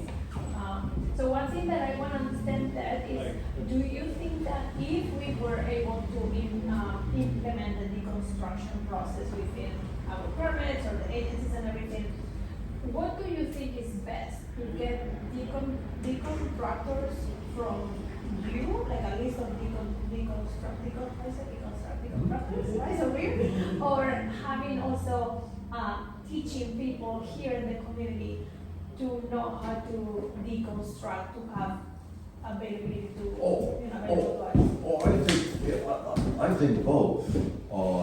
Certainly in the beginning, day one, like a project that Mike comes up with here in 6 months. We don't have anybody here to do the construction. We could bring our guy. However, one of the things that our guy probably would like to do is rather hire locally than bring his crews up here every day or put them up overnight. Yeah. You know? So having skilled workers, semi-skilled workers here, within the community is a huge benefit. Okay, that's what I was saying, like the school. Sure. Okay. Yeah. That's good. All right. Maybe this is a good sense, but selling this to a contractor, the contractor benefits somehow instead of No. No. Well, it's a line item, so I would be marking it up. Well, yeah, You know, I mean, I would be, I'd be marking, yeah, I'm marking it up. So there is that, Yeah. you know, but. I mean, you know, that and another sale point, We're gonna oversee it. Yeah, yeah, there would be project management. that's all. Yeah, supervision. Yeah, they do not own them. We look at All that hating that you're What, doing. this is an interesting thing that Hunter brought up, and I don't know if she's going there or not, but I will. A lot of contractors will say, hey, I've got this material for this project, I want a tax deductible donation. Well, no, it's not your material. Well, yeah, the owner said I could have it. Well, the IRS regulations say that, right, that you, that you have to have basis in the material. You say, oh, you mean I've gotta buy it? Yes, okay, I mean, I bought it from the owner for $1 and Yeah. gave it to you. No, the other regulation, Oh my the God. subcategory to that says the lower of your basis or the appraised value. Yeah. Why would they be so strict on that? Just For that reason, contract? there were people You know, that because say, think about all of the other things on the planet. They could, you were mentioning clothes, for example. But is it You the know, I same mean, as like, when you know, well, they were doing that in San Diego 30 years ago. That's what they were doing. Yeah. Well, it's like the same as if you do an excavation, right, in town, and you find a gold coin. You cannot keep the gold coin with an excavation. You have to report it to patrimony, and then they will just collect it and put it in a museum. Or if you want to buy it, sure, it's gonna be in Christie's auctions. Yeah. Just go buy it, you know. It's not really yours. Yeah, but it's true. I mean, I hear from the board that, like, for the SBCA, some builders that they talking about deconstruction. Someone actually at the table said like, oh yeah, somebody was throwing these tables after the landslide, and I took them and cleaned them, and now they're amazing. And I was like, okay, you know, Can't do that. kind of benefits from a disaster anyway. So Yeah. because people will get this stuff and they will go on to eBay and they will sell it. I used to work for a restoration hardware here. And then when we have floor model sales or they change the store furniture, and if nobody, they give it to the employees for 70% off. But if you don't want to buy it and it's there, we have a container behind the store and they get scissors and they cut it, they destroy it. They get spray paint, it's terrible. We were like horrified, like, no, just sell it. Like, no, because we don't want people to get it and sell it in eBay or Craigslist. They have our name if they get harmed by any exploitation of furniture. Huh? Oprah did that. She wouldn't let any of her material, she destroyed the materials. Yeah, that's what the policy of the company is. It says you cannot keep anything. You can buy it for yourself, but you cannot. They don't want you to sell it or take it. In fact, the store that is right now on the State Street, you go behind the store where the press room is. The containers, you will see that they have a padlock with a key because they don't want people to just come and steal them. But you can see the guy that works in the back room with a hammer breaking mirrors and like, no, this is a $5,000 mirror, it's beautiful. Like, sorry, dude. And it's like, oh my gosh. But they don't want to do exactly what you're saying. Now, all retailers do that. I hate stuff like that. When we first started and deconstruction wasn't in vogue, we were just doing dumpster diving. What we got a lot from Home Depot returns. And what we did is we put at every Home Depot store in San Diego, there were 11 or 12 at that time, we put a separate bin. You couldn't throw it in if they had to walk it. There was one that had a door so they couldn't break it. And that we would come by once a month, once a week, whatever their quantity was, and pick them up. So we had a route. Well, the problem was, and they would spray paint them with orange. Yeah. Okay, that's okay. You know, I could buy into that. 99% of it was going into Mexico because our yard was right on the Mexican border. But what Home Depot canceled it in about the third year because the same material was winding up being circulated back into the store for new. Damn, someone's always got to ruin it.